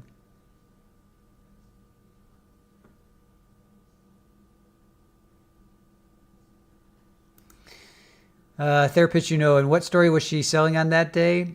Evelyn was with Ethan. Rachel B, no toys, no high chair, booster seat. I mean, come on. You guys know what it's like. Yeah, Pammy, Ethan is not the biological dad. We all thought that at first. That's the story she kept telling. So I'll change that thumbnail, or I'll change this graphic over the weekend, because that's what she was telling us. And now we found out in the defense's opening that he's not the biological dad. We don't know who is. I don't know if we will ever find out, right? Not sure. Yeah, only fan, the bio dad is a mystery. Maybe it'll come out. Maybe it won't. Who knows?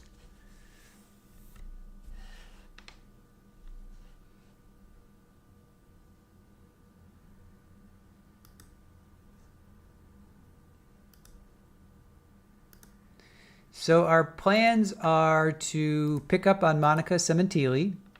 We're caught up with her, so we're gonna pick up on, I think she's up to day 9, right? Is she up to day 9? Yeah, she's up to day 9. So we're gonna continue on with her. Tomorrow, Saturday, we're going to pick up on day 2 afternoon, and then hopefully day 3. We might be able to power through all of day 3 for Megan. And then they're sequestered, don't forget, so they'll probably be working tomorrow. So if we can get caught up with them, great. If not, we're not gonna stream on Sunday, but we're gonna try and keep going forward with Megan as best as we can. Yeah, Debbie Blair, she may not know who the bio dad is. I agree. She may not. Julie asked, does Hunter have blue eyes? Kind of, right? Kind of looks like it. Let's see if we can find another. Oh, and I was looking up Pigeon Forge. It does look really pretty, you guys. It is a very nice, nice spot. Let's see, Hunter Wood. Oh, he's a baseball player, apparently. Hunter Blake Wood was well, not him, but he was. Wow, he pitches for Cleveland. He joined the Rangers, Texas. I had no idea. All right, Preston Hunter Wood. Nope. Okay. Would help if I spelled Wood right. All right. Does he have blue eyes? It's kind of hard to tell. It's hard to tell. Oh, you know what? Let's check this out. Hold on a sec.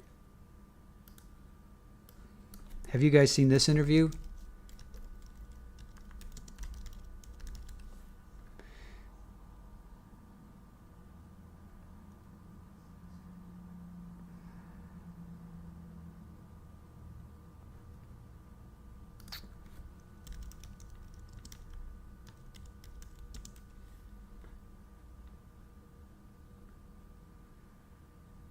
Oh, heck, where the heck is it? I don't want to show another content creator. I know I saw it. No, I can't find it. Dang it. All right. Bear with me.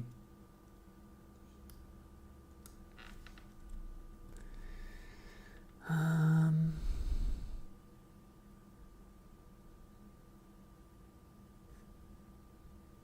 me do Preston.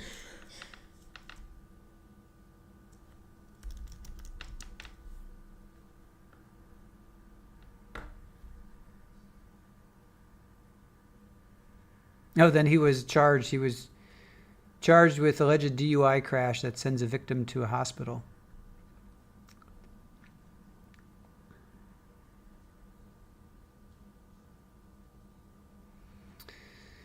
Oh, heck. I watched his interview. Aaron and I watched his interview, and now I can't find it. But another content creator has it. I'm not going to show that. All right, we'll try and find it another time.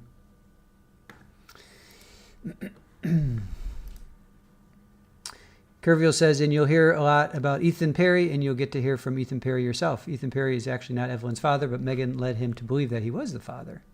Oh, that was opening. Prosecutor and open. Julie, who actually, yeah. Was the prosecutor? I thought it was the defense. I thought we heard that from the defense.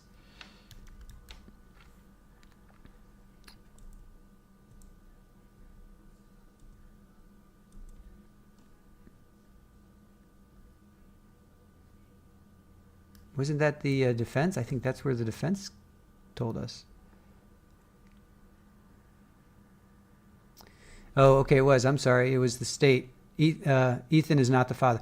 I'm sorry. Yeah, Evelyn was with father Ethan Perry, but Ethan is not the father. So that's where we heard it. So somebody knows. Well, they don't know, I guess, for sure. Yeah, prosecutor. Yep, it was the prosecutor.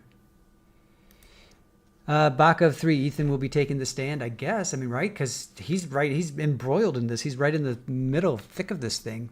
He's been, you know, I would think he's got to take the stand for sure.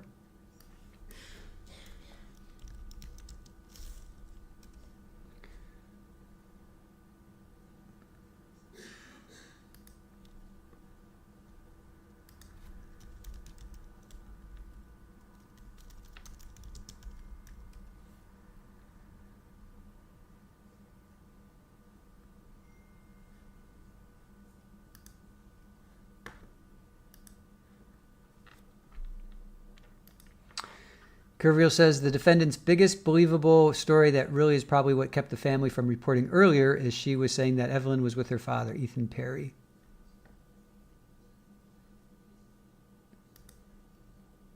Therapist, said prosecution said he would be. I can't imagine why why he would not be. He's got to be. He's got to take the stand for sure.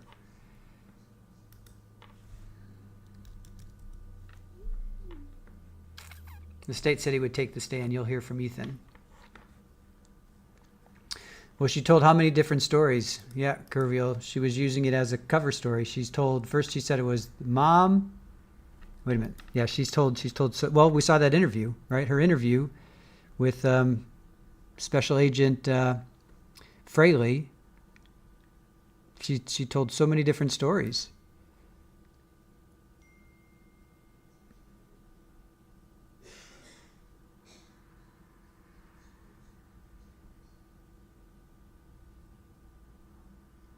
She's lied to us for 6 days now. I thought, I need you to be truthful.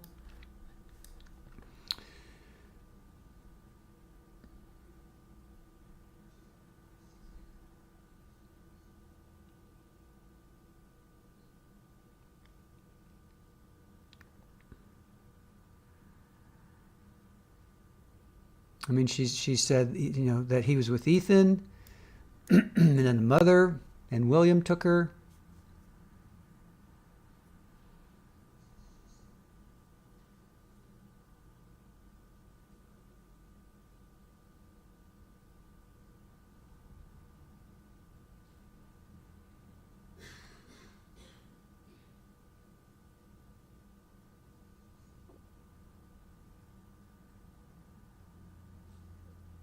Yeah, Megan came up with a theory.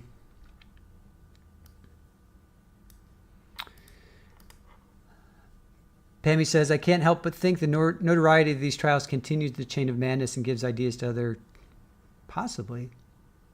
It's out there, right? It's out there in the... It's out there. Who knows?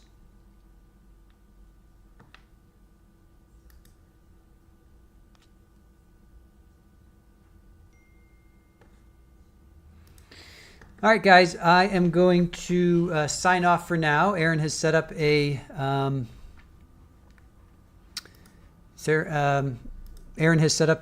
redirect, so we're going to go pop on over to Monica Cementili. Julie says Tommy Boswell Sr. has the blue eyes. Yeah. Well, it could have been passed down genetically. It doesn't have to be passed down that way, but I hear what you're saying.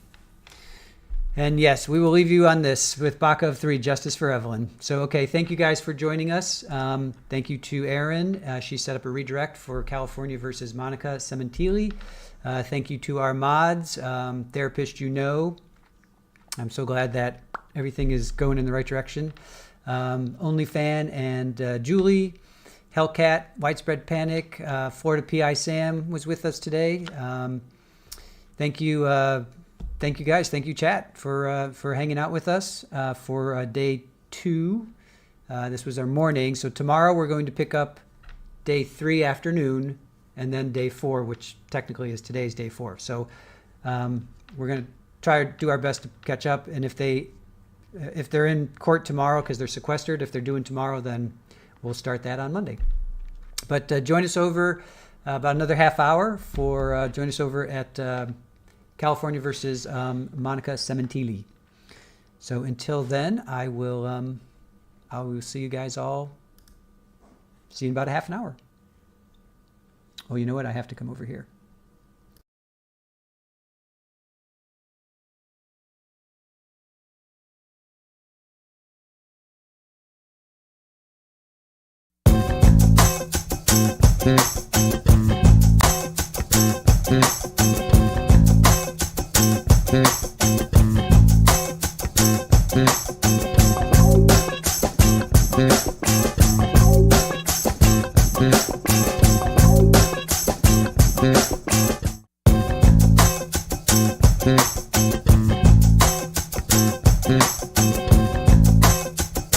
Mm-hmm.